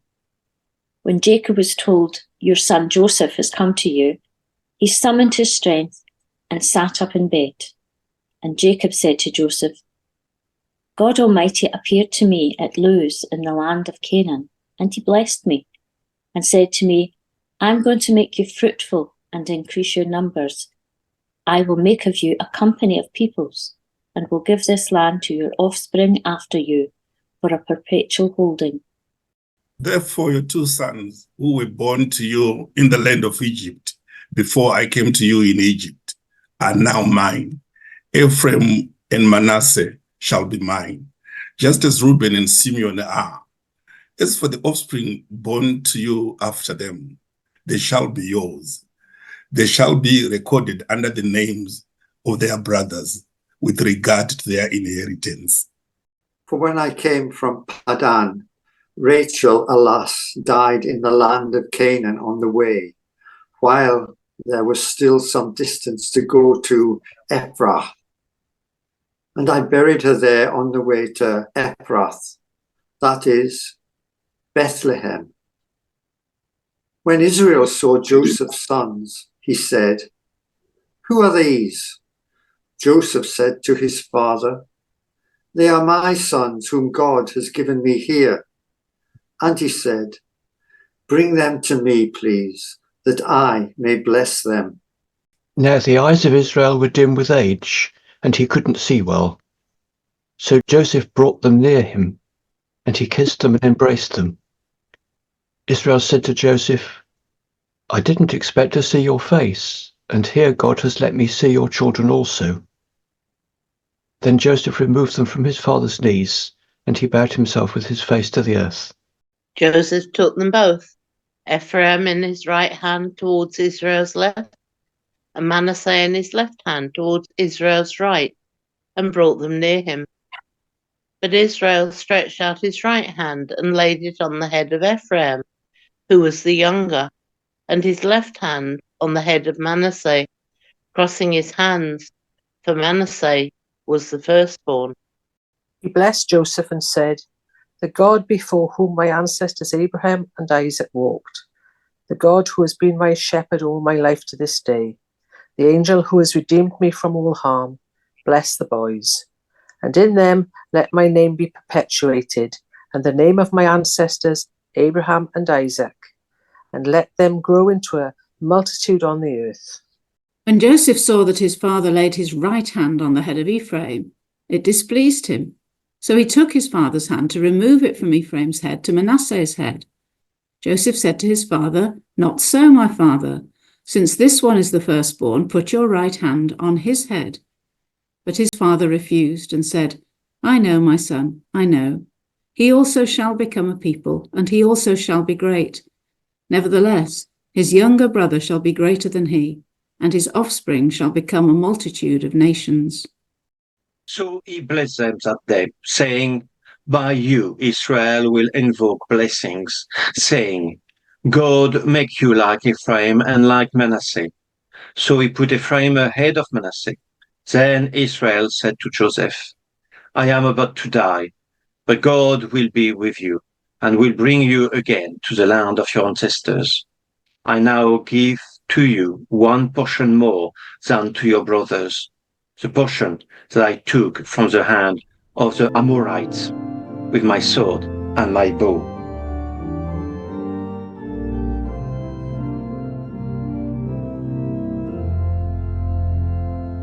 Then Jacob called his sons and said, "Gather around, that I may tell you what will happen to you in days to come.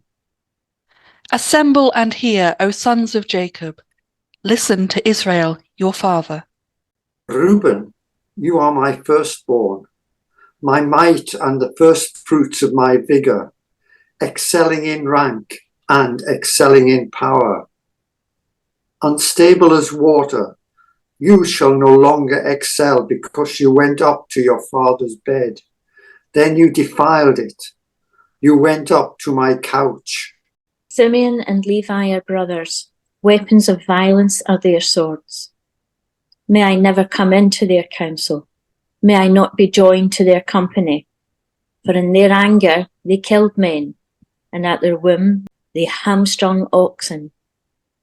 Cursed be their anger, for it is fierce, and their wrath, for it is cruel. I will divide them in Jacob, and scatter them in Israel. Judah, your brother shall praise you. Your hand shall be on the neck of your enemies. Your father's sons shall bow down before you. Judah is a lion's whelp. From the prey, my son, you have gone up. He crouches down, he stretched out like a lion, like a lioness, who dare rouse him up. The sceptre shall not depart from Judah, nor the ruler's staff from between his feet, until tribute comes to him, and the obedience of the peoples is his. Binding his foal to the vine, and his donkey's colt to the choice vine, he washes his garments in wine, and his robe in the blood of grapes. His eyes are darker than wine, and his teeth whiter than milk. Zebulun shall settle at the shore of the sea. He shall be a haven for ships, and his border shall be at Sidon. Issachar is a strong donkey, lying down between the sheepfolds. He saw that a resting place was good, and that the land was pleasant. So he bowed his shoulder to the burden, and became a slave at forced labour. Dan shall judge his people as one of the tribes of Israel. Dan shall be a snake by the roadside, a viper along the path, that bites the horse's heel so that its rider falls backwards. I wait for your salvation, O Lord. Gad shall be raided by raiders, but he shall raid at their heels. Asher's food shall be rich, and he shall provide royal delicacies. Naphtali is a doe let loose that bears lovely fawns. Joseph is a fruitful bough by a spring. His branches run over the wall. The archers fiercely attacked him. They shot at him and pressed him hard. Yet his bow remained taut, and his arms were made agile by the hands of the mighty one of Jacob, by the name of the shepherd, the rock of Israel. by the God of your father who will help you, by the Almighty who will bless you with blessings of heaven above, blessings of the deep that lies beneath, blessings of the breasts and of the womb. The blessings of your father are stronger than the blessings of the eternal mountains. The bounties of the everlasting hills, may they be on the head of Joseph, on the brow of him who was set apart from his brothers. Benjamin is a ravenous wolf, in the morning devouring the prey, and at evening dividing the spoil. All these are the 12 tribes of Israel, and this is what their father said to them when he blessed them, blessing each one of them with a suitable blessing. Then he charged them, saying to them, I am about to be gathered to my people. Bury me with my ancestors, in the cave in the field of Ephron the Hittite, in the cave in the field at Machpelah, near Mamre, in the land of Canaan, in the field that Abraham bought from Ephron the Hittite as a burial site. There Abraham and his wife Sarah were buried. There Isaac and his wife Rebekah were buried. And there I buried Leah. The field and the cave that is in it were purchased from the Hittites. When Jacob ended his charge to his sons, he drew up his feet into the bed, breathed his last, and was gathered to his people.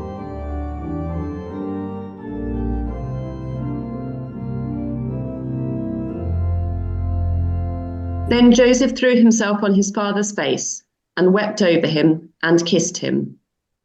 Joseph commanded the physicians in his service to embalm his father. So the physicians embalmed Israel. They spent 40 days in doing this, for that is the time required for embalming. And the Egyptians wept for him for 70 days. When the days of weeping for him were past, Joseph addressed the household of Pharaoh. If now I have found favor with you, please speak to Pharaoh as follows. My father made me swear an oath. He said, I am about to die. In the tomb that I hewed out for myself in the land of Canaan, there you shall bury me. Now, therefore, let me go up, so that I may bury my father. Then I will return. Pharaoh answered, Go up and bury your father, as he made you swear to do. So Joseph went up to bury his father. With him went all the servants of Pharaoh, the elders of his household, and all the elders of the land of Egypt, as well as all the household of Joseph, his brothers, and his father's household. Only their children, their flocks, and their herds were left in the land of Goshen. Both chariots and charioteers went up with him. It was a very great company. When they came to the threshing floor of Atad, which is beyond the Jordan, they held there a very great and sorrowful lamentation, and he observed a time of mourning for his father for 7 days. When the Canaanite inhabitants of the land saw the mourning on the threshing floor of Atad, they said, This is a grievous mourning on the part of the Egyptians. Therefore the place was named Abel Mizraim. It is beyond the Jordan. Thus his sons did for him as he had instructed them. They carried him to the land of Canaan and buried him in the cave of the field at Machpelah, the field near Mamre, which Abraham bought as a burial site from Ephron the Hittite. After he had buried his father, Joseph returned to Egypt with his brothers and all who had gone up with him to bury his father.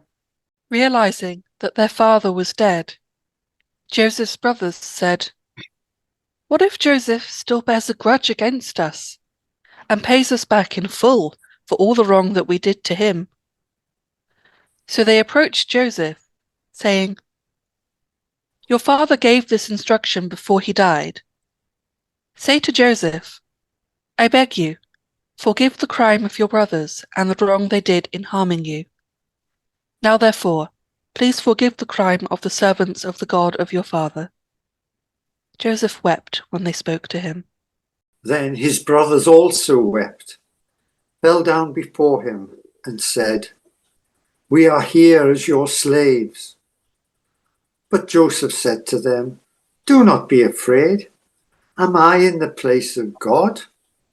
Even though you intended to do harm to me, God intended it for good, in order to preserve a numerous people as he is doing today. So have no fear.